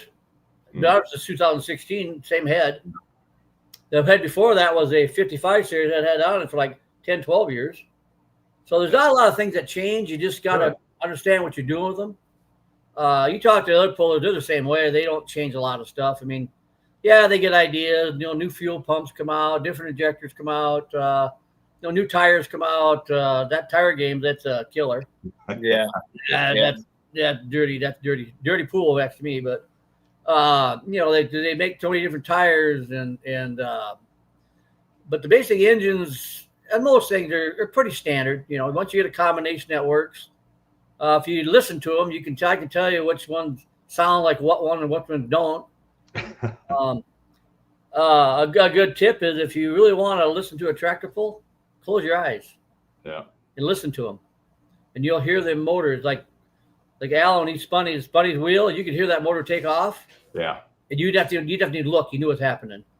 Me and a buddy of mine, Ron, we'd sit down and we try to guess who was coming down the track while looking at him. I mean, and you actually be surprised how much you learn by just listening to an engine. Oh yeah. You talk about the four drive pickups, how they sing and one don't sing, and you can tell. Keith Hammond's his motor makes a noise. I mean, different than everybody else. So that's all classes are kind of the same. Listen to them. The ones that stick out to me is the Pedley Boys and George Myers. Their motor's got a different sound. Just listen to them. They just got a different sound. Something they're doing that's making that motor breathe real easy. Yeah. I agree. I can remember as a kid even going to the tractor pulls, and on the automotive engines, you could pick the Mopar, the big block Mopars, apart from any of the Fords or the Chevys. They had their own tone to them, with headers or something in the heads, I guess. But they had a different sound. The Fords had their own sound, the Chevy. So I know what you're talking about. Yeah. Yeah. It's sometimes the cam, sometimes the valve sides. It's just different things in there that make the motor do different things, and you can just hear it. And the guys that really sing, they got the ducks in a row. And you like our class. How many guys don't blow smoke in there anymore? They all blow the smoke in the air. Yeah. You watch other classes, and if you see a lazy smoke tractor, you need to go back and do some homework. That's not going through the engine. So I guess that's kind of a game inside of a game we do all the time. It's just fun. Sure. A lot of times we'd get them pulling. I'll just put the phone by my ear and listen to it to see what it sounds like and do it in the right gear. No, wrong gear. Wrong gear. You hear it take off. It just didn't have that. You didn't give the motor a chance to do its thing, or you're standing there waiting for somebody to hope don't beat you, and he takes off and goes, he ain't gonna make it. He bobbled. he's crooked. He ain't gonna get there. You spoke to it earlier that the box charger, being that you can't touch it, that takes your focus off of trying this charger or that company's charger. So you're focused on the engine itself. The charger's on its own. You're focused on cams and heads and pumps and things like that. So, I mean, where does it end? Is there more power left in these with that turbo? Oh boy, it's gonna be hard to find. There might be. We had a couple ideas going in the winter that we might gain. I'll be honest. If you gain 20 horse on the dyno, you almost go out and have a party because that's a huge gain. Mm-hmm. It's just hard to find horsepower. You might gain some torque. Might get a little wider engine band. A couple things like that we run into this year. We actually got a little bit of wider engine band by changing some stuff. But it just in all, it's really hard. I mean, because we've been doing these same motors, same 640s with the same turbo on for 6 years, 5 years. Now we're going to 5 years again. Well, that turbo, it's only an air pump. It only pumps so much air. Mm-hmm. Right. So, we actually got RPM sensors on our turbos now. So you can see how fast they're turning. And the Bruley turns a couple thousand more than mine does all the time. So ain't sure why that is or what causes that. Is it back pressure or mine just flows easier or which one's better? You don't know. I mean, we've never dynoed the Bruley. Never had on the dyno once. It just no. I've only dynoed probably half a dozen times in my life. I go down there. Meister's another guy that helps me quite a bit. We talk and argue and disagree, and then we finally agree. But we'll go down there and we'll kick around down there all day. We don't do nothing. So one day we got down this winter, we was down there and we had the door open and listened to the sound. And he goes, "You want it?" I go, "Yeah, it sounds about right. I think we're done." Quit dying. Yeah. So Mike, put that in your notes though. Half a century of pulling experience here with Allan Andrews been pulling. Well, there's a lot of things I'm listening to him that I'm enjoying, and one thing that it made so much sense the minute he said it, and it's something I'm going to start using and talking about. The phrase "lazy smoke." If you've got lazy smoke, that makes sense because you can know the definition of that with only having heard it once, and you can tell a tractor that's lulling and lagging and doesn't have that the way that it should versus one where it's getting cleaned out and it's propelling that the way that it should. So little things like that to pay attention to. But yeah, I like that one, the lazy smoke. Well, you can hear the bellow and you can hear how the sound of the engine tells me some things. I won't say it here, but some things what they're doing is like, okay, I know why that sounds like that one. Why that sounds like that. Been down that road before. Yeah, or else my tractor picks up RPMs usually fairly easy in the middle of the track. Some tractors won't do that. They just kind of top out. Those horsepower, they just got a different setup. Yeah. And once they learn how to drive it, they're just hard to beat. It's the guy that don't, Yeah. Gear selection is crazy. I'd rather be undergeared than overgeared. Because the motor just makes it look easier on the motor. Yeah. A couple times, I choked it at. What was that? That Speedway down there, Norfolk. Norfolk, yeah. And we ran the same gear, and I choked it off. I told the boys, "There's something wrong with this girl. She's not supposed to do that."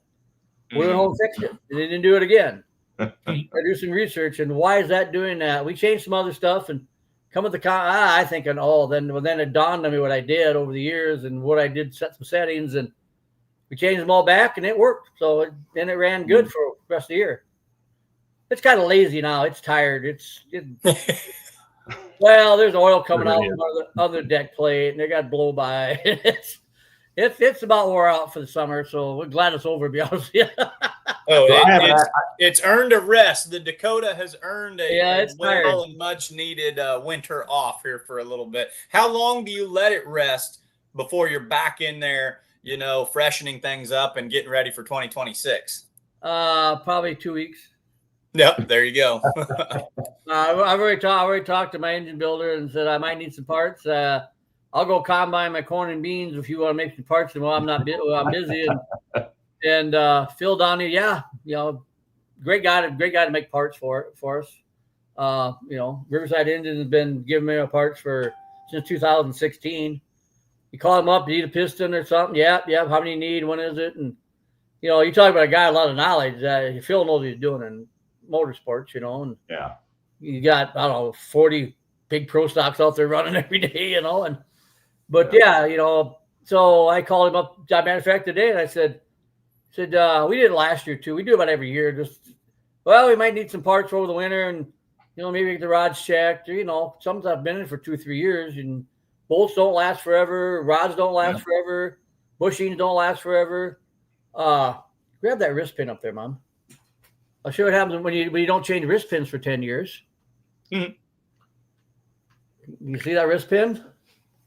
Yeah, that's gold. Oh, yeah. Yeah. You see where's my camera at? There it is. You see where this right in here was, like here was, this is all gold. I noticed there was at Sac City, Iowa. I noticed some junk in the filter, and I checked, what are you going to do? I said, hell, I'm here. I'm going to run it. We ran with that broke piston. It broke ring in it. Wait a minute. And they called Phil up, and he said, how long have they been in there? I said, hell, I don't know. Said, what color are they? I go, they're kind of silver. He goes, oh, hell, they've been away too long. I haven't reset on the way, you know. And so we actually rigged up a damn rod we had laying around. I wrecked the bushing in it, put a used rod in there, and away we went for a week, and then tore the motor all the way down, took the piston out, put the used one in, made a pull, tore all the way down, put the damn piston in, took it all apart because you put all the damn wrist pins in. So the other tractor, the next winter, we just put wrist pins in and wait to see if they're going to break or not. There you go. You know, we put transmissions in them. We just couldn't hold that transmission together no longer. So we ended up putting a profab in mine, and then the Bruley broke their transmission. So we took mine, was sitting on the floor yet. So I put the Dakotas in Bruley, they wrecked that damn thing. We took the Dakota to Bruley, and I got old Doug Roberts. I couldn't remember how to put them together exactly because I used to go down there. I spent 9 years down there off and on. And when he's making his transmissions, all that, I'd actually help him put them together some.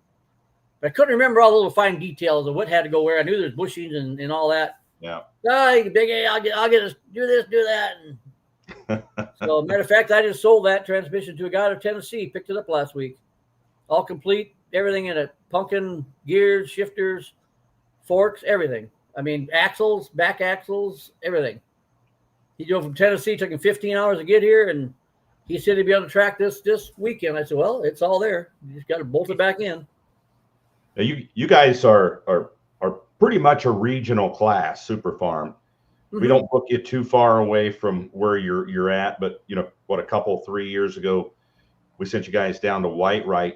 Would you guys consider like going to a pull that's far away like that once or twice a year, just getting out of the area? And I think you'd find you'd have probably 10, 12 of us there pretty easy. Yeah.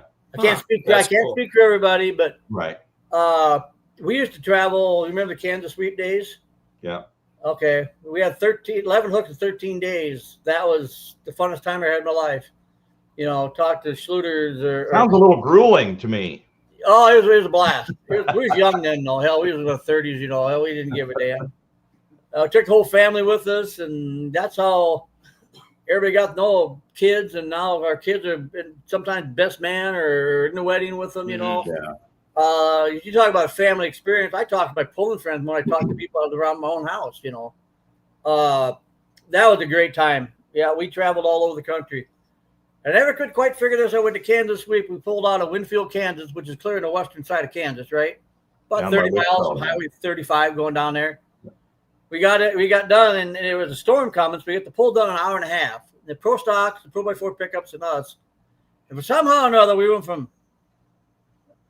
there to Worcester, Missouri on a Kansas Sweep. Had to be there the next day at pull that night. Wow. That's a haul. That's a ways now. Yeah. Oh, hell, it's like 7-8 hours. And I got the lead. Had the old Volvo back then. I got the lead, and somebody says, Jesus Christ, Big A in a hurry. And Brad comes on and says, he's on a mission, just follow. We sailed across Kansas out of High 52 or something down that part of the country. Come into Miami, somewhere north of Miami somewhere. Yeah. Yeah, he remembers the hydro. Yeah, Just a few minutes ago, I looked up. There wasn't any comments. I just looked now, and there was 10 up there. So we better get caught up. Oh, yeah. Alan Ulmer has a question. He said, "You ever get DQ'd for having too much horsepower?" No, you fool. No, you don't get DQ'd for that. you get protests once in a while, but not. You fool. That's funny. Well, there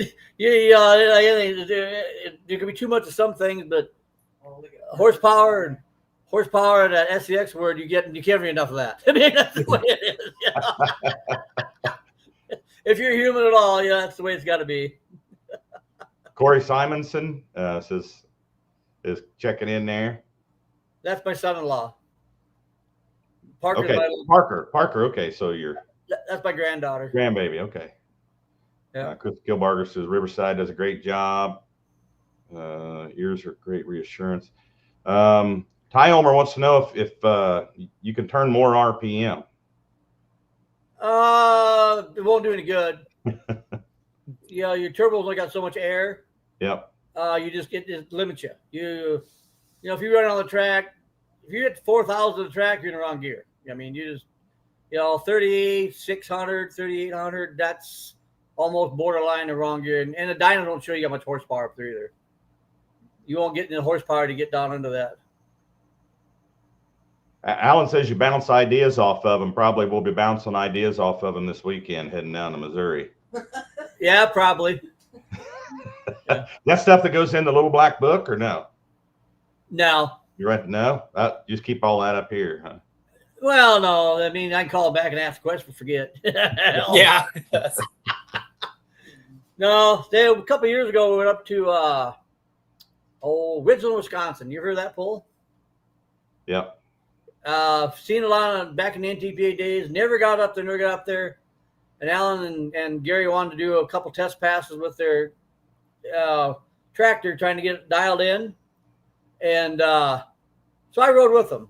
And we spent a couple days together. And I kind of thought they didn't mind having another pit girl with them, or what you want to call it. I hate to use the other word, but yeah. Yeah. If I can ride along, they said, sure. So it might be us three going down there again. I'd never been to Buckner, and I've been by Unionville. We come up from Missouri State Fair. You drive right up 65 going to Iowa State Fair. We did that for several years. And you see a little sign that says Unionville. And I've known Connie and Jerry Molnick. They pulled back in the day, with us back in the Kansas Sweep stuff. And I better be quiet. We'll be on there for all night. Otherwise, hell. I mean, we tell all the stories that we know. And you have to come around the campfire sometime and listen to some of these stories. Yeah. You get Sluters and ourselves and a few of these guys that used to pull that. Selmans, they pulled that with us. The Comptons pulled that with us. Larry Chrysler pulled that with us. I'm trying to think of all the four-wheel drive guys that pulled, but there's like 6 or 8 of them. Yeah. Guys. Yep. Good guys, good people. Ty Ulmer wants to know who's the best tractor puller from South Dakota. Not me. Well, we'll circle back. There's 3 Well, Ty, how do you get any better than that? With 8 national champions, and they're all from South Dakota. So you got a 3-way tie right now. Must be something in the water, right? Those South Dakota guys kind of stick together too, Mike. You got to watch them. Yeah, they're heavy hitters, and that's a fun part of being with the Outlaws too, because it's right out there, kind of just far enough west that I feel like South Dakota gets overlooked in the world of pulling. Everyone wants to talk about Ohio and Indiana and Iowa, and but you just look at this right here. South Dakota's had some mean heavy hitters over the years, definitely. So there's a strong pulling lineage in that state as well. We all like pull the Outlaw group, and it's a lot of stuff's close for us. Like Ron mentioned earlier, our schedule is basically the old Bush schedule.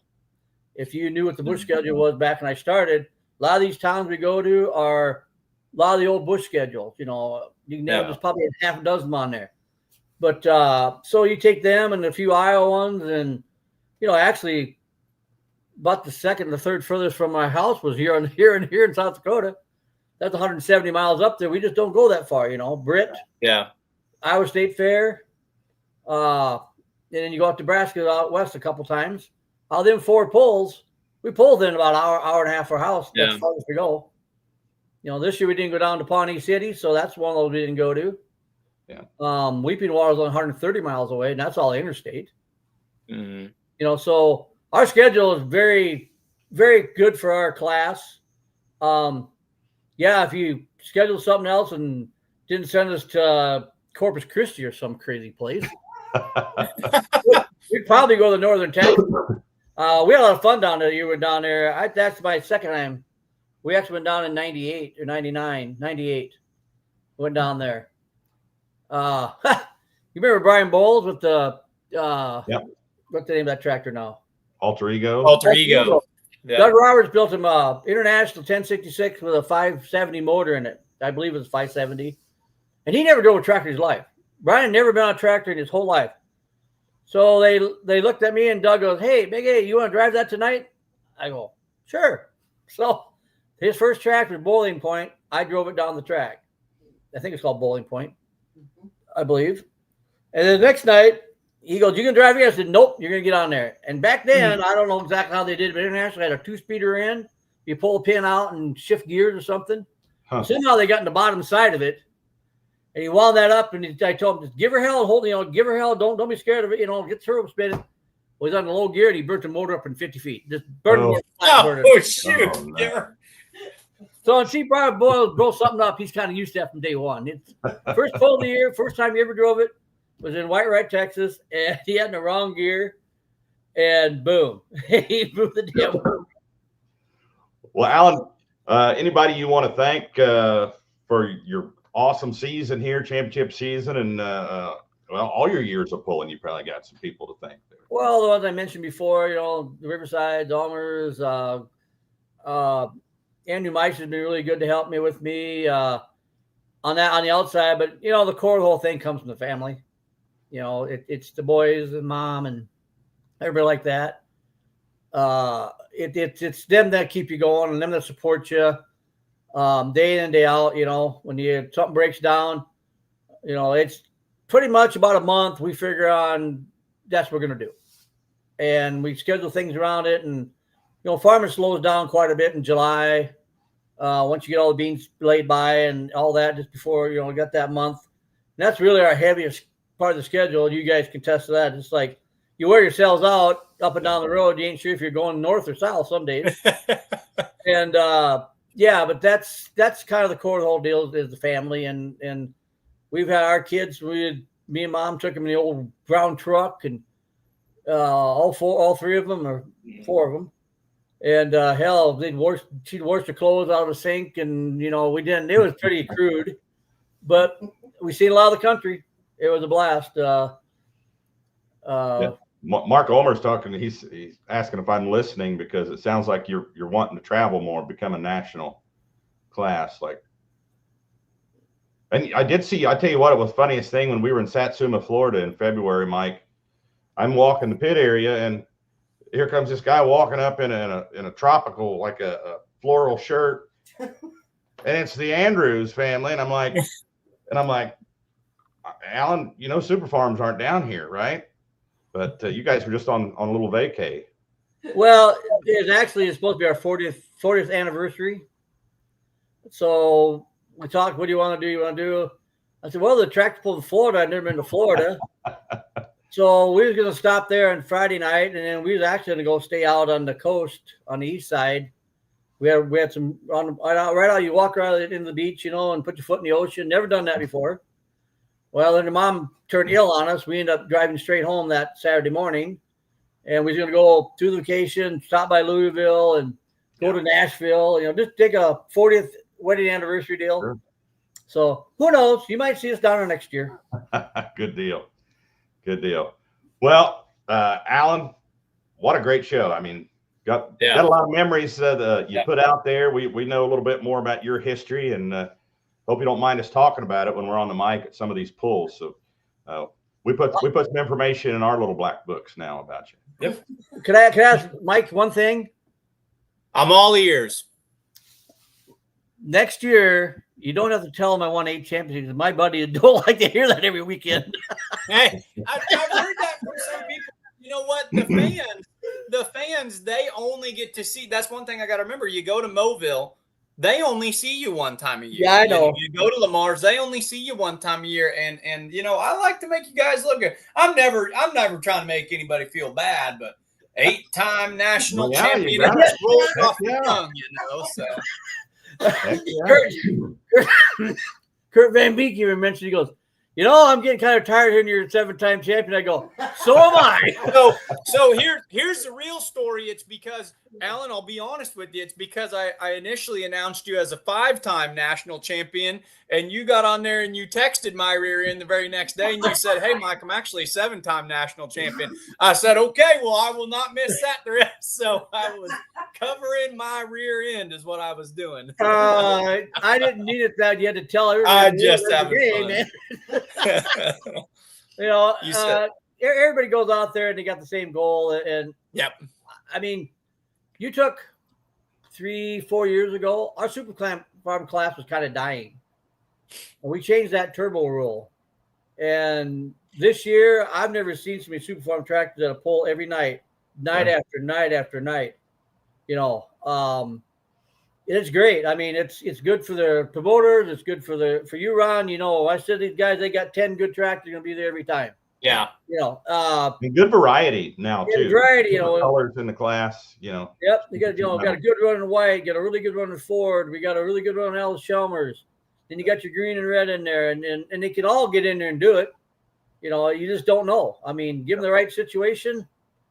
You know, they can win just as good as the next guy can, and yeah, we all stick together. We all like it, and yep. Last year we had every color win a pull, all 5 colors. Yeah, the white got the last hook of the season at Spencer last year. And our view is as the rest of us that, you know, have won several times over the years, we thought it was the greatest thing ever happened. We'd probably happier than he was. I mean, just, you know, everybody got to win. Everybody got to win. Yeah. Mark Ulmer checking in again, says congrats again. Say now who's going to have 9 championships next year. So, well, if you bring the damn Ford back out, you might have a chance, you know. Yeah. Allan, congratulations, buddy, on your championship. We'll see you in November.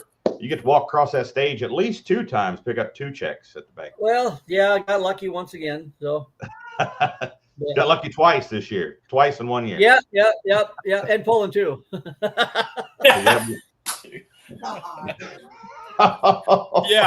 Yeah. Ron is just now. Yeah. Wow. Yeah, I heard her in the background. I said, "Oh, come on." Allan, thanks. That's up to your imagination, Ron, where you go with that one. You don't have to do anything. I could have won the lottery twice. You don't know. Yeah.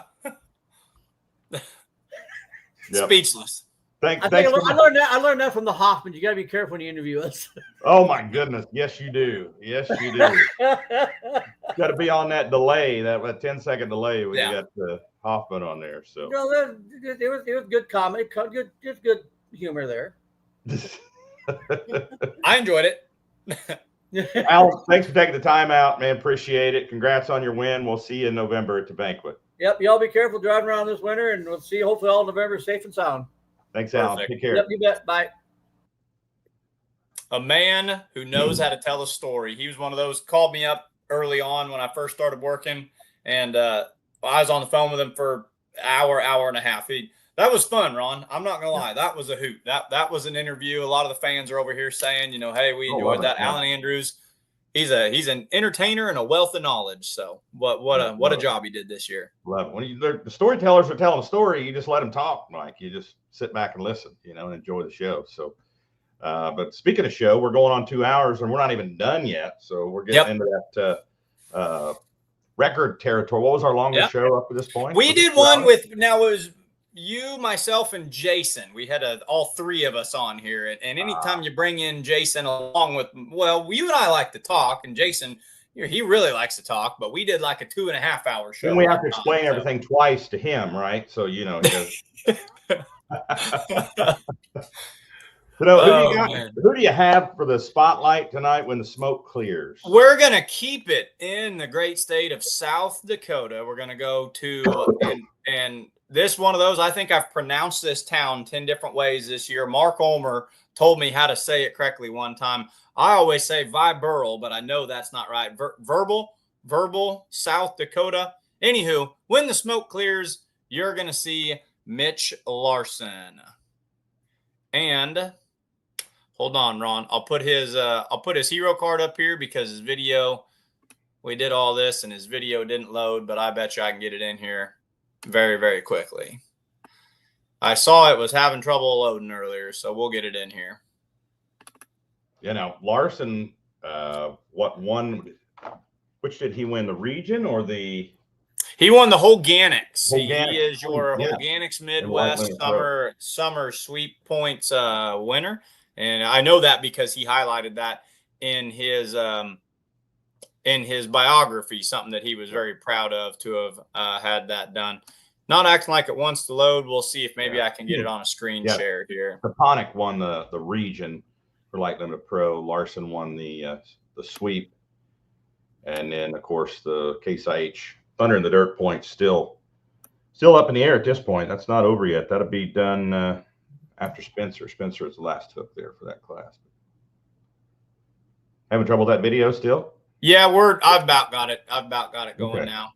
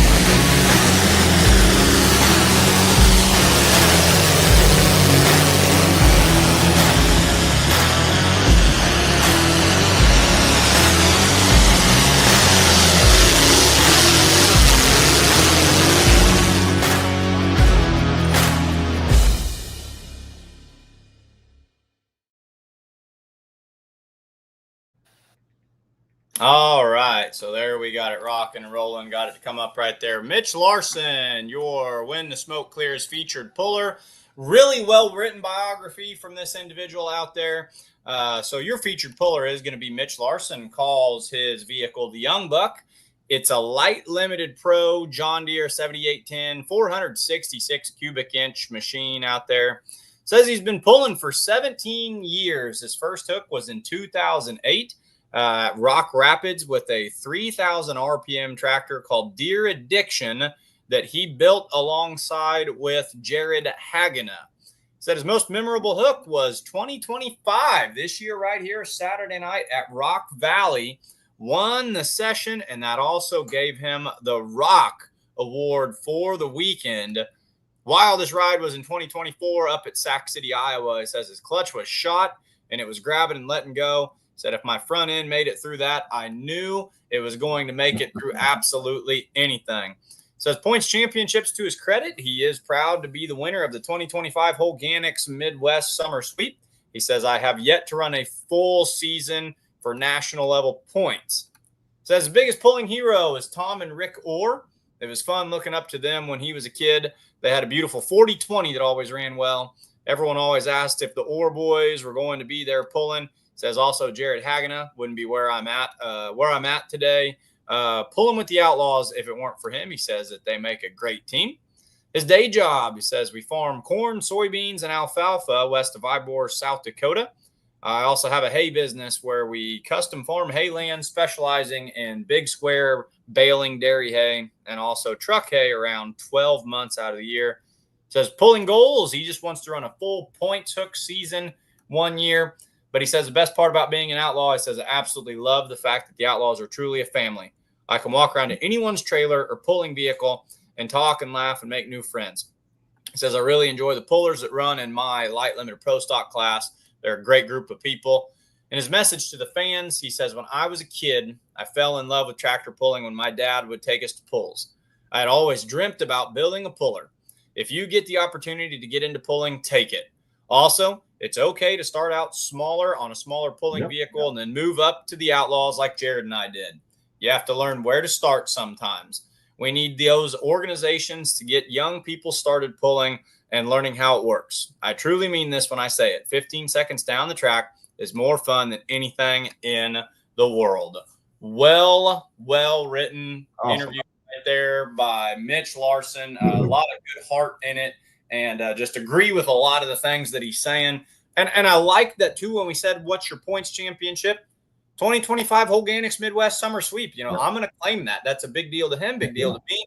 And he says, I want to run the full points season one of these days, but this matters. You know, this isn't just some castaway, something that they forget about. He'll put that up on the mantle and he'll say, that's one that I walked away with, along with winning the Rock up there at Rock Valley. So he's had a nice year. It's a tough running tractor. It's a good looking tractor, and just an overall good puller. We're glad to have him at the Outlaws. Yep, awesome job this year winning that summer sweep from Organics Midwest, and you know, having those choices with the Outlaws. That's something that's cool with us. Is, you know, you don't have that much time. You can only hit a handful of hooks. Do the region. You hit a few more. Do the Organics Midwest Summer Sweep. You want to hit the whole season. You know, go for it, and you know, hit all of those hooks there. But they, you know, his class, you got those 3 choices there. Just depends on how much time you have. You know, free time to go out and pursue your passion with your hobby there. But thanks, Mitch Larson, for sending that in. That's awesome.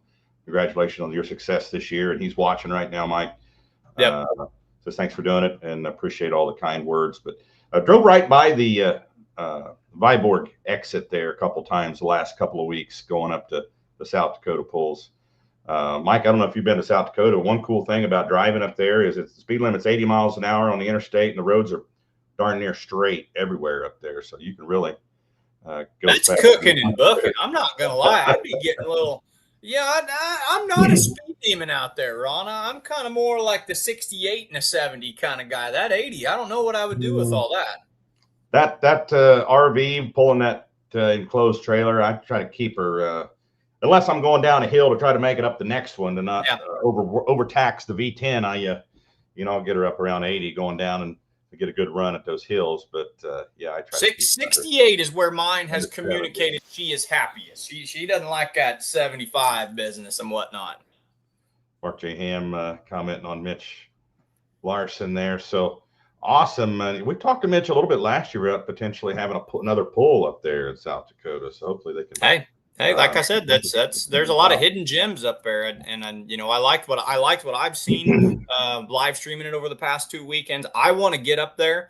For me, it's just right when school starts, and that's right at kind of, I can get into that 6-7 hours from home, but 8 hours from home on a Monday, got to work the next day. That one gets a little stretchy for me, but I'd like to get up there. I'd like to go to a pull in South Dakota. There's they like their pulling up there, man. You look at the crowd there at Prairie Village in Madison. The crowd on a Sunday afternoon or Monday afternoon on Labor Day weekend at the State Fair had a great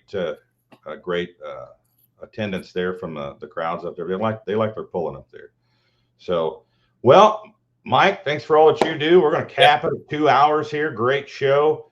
Huge shows coming up this weekend. Both of them start at 6 p.m. Central Time. If you can't be there, which I'd highly encourage you to do so. They're awesome events at Unionville and Buckner Friday and Saturday. If you can't be there live, you can still watch it live on Full Pull Live. That's 6 p.m. Central Time, both Friday and Saturday night. It's going to be a lot of iron out this weekend, buddy. There's a lot of points champions going to be crowned. The Organics Midwest Trifecta Sweep, the Organics Midwest Summer Sweep, and some of the Case-IH Thunder in the Dirt points championships will be done this weekend. So awesome show, Mike. Thank you for all you do. Thank you for all of those fans out there in Outlaw Nation and watch this show every single weekend. Appreciate you very much. And thanks for our guests, Allan Andrews. Thanks, Ken Summers and Tanner Michaels. So we'll see you next Tuesday night at 7 p.m. Central on Outlawed Live.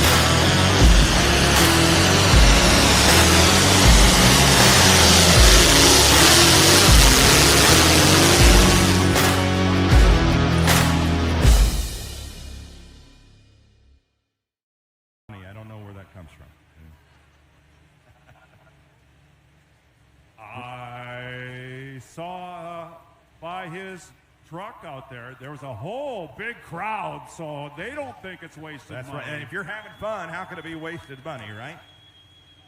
Here we go. First puller, 540 Light Pro, John Deere. At a Pipestone, Minnesota, Brad Isle, wasted Second money. time down the track. Pray for him.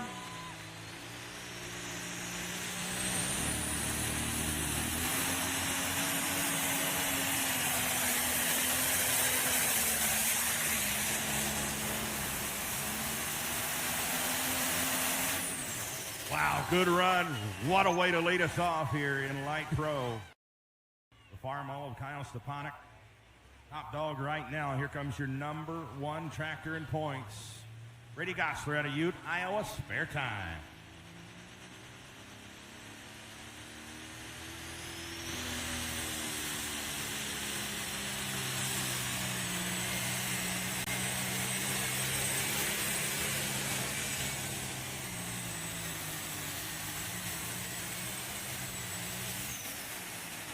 Too close to call. Now look at that chicken over there. Look at it. Strutting around all cocky.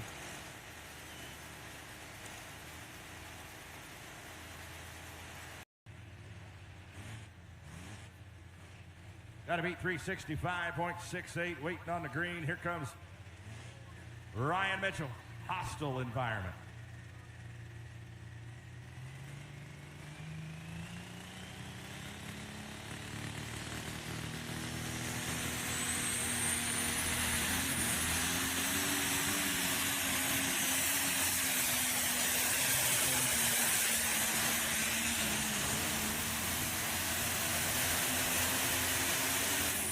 Wow, we're seeing a good show here in the Light Pro class here tonight. Alcohol calls it backdraft.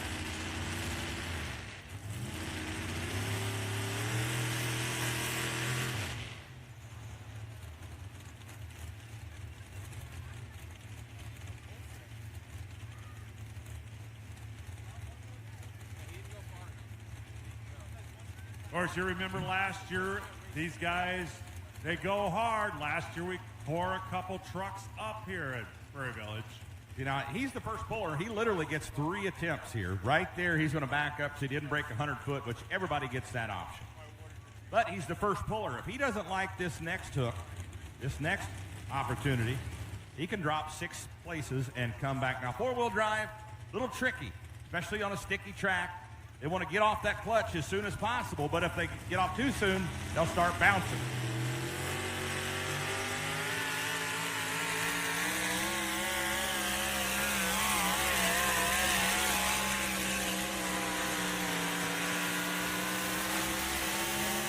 Good-looking pass for the Chevrolet out of Iowa. Gravity, Iowa. Ryan Thornton.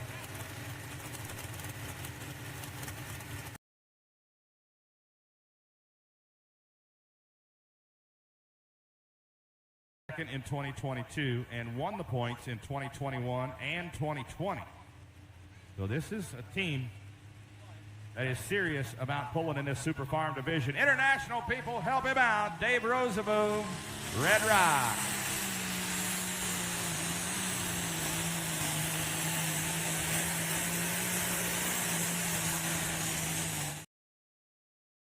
Second in 2022 and won the points in 2021 and 2020. So this is a team that is serious about pulling in this Super Farm division. International people, help him out. Dave Rosaboom, Red Rock.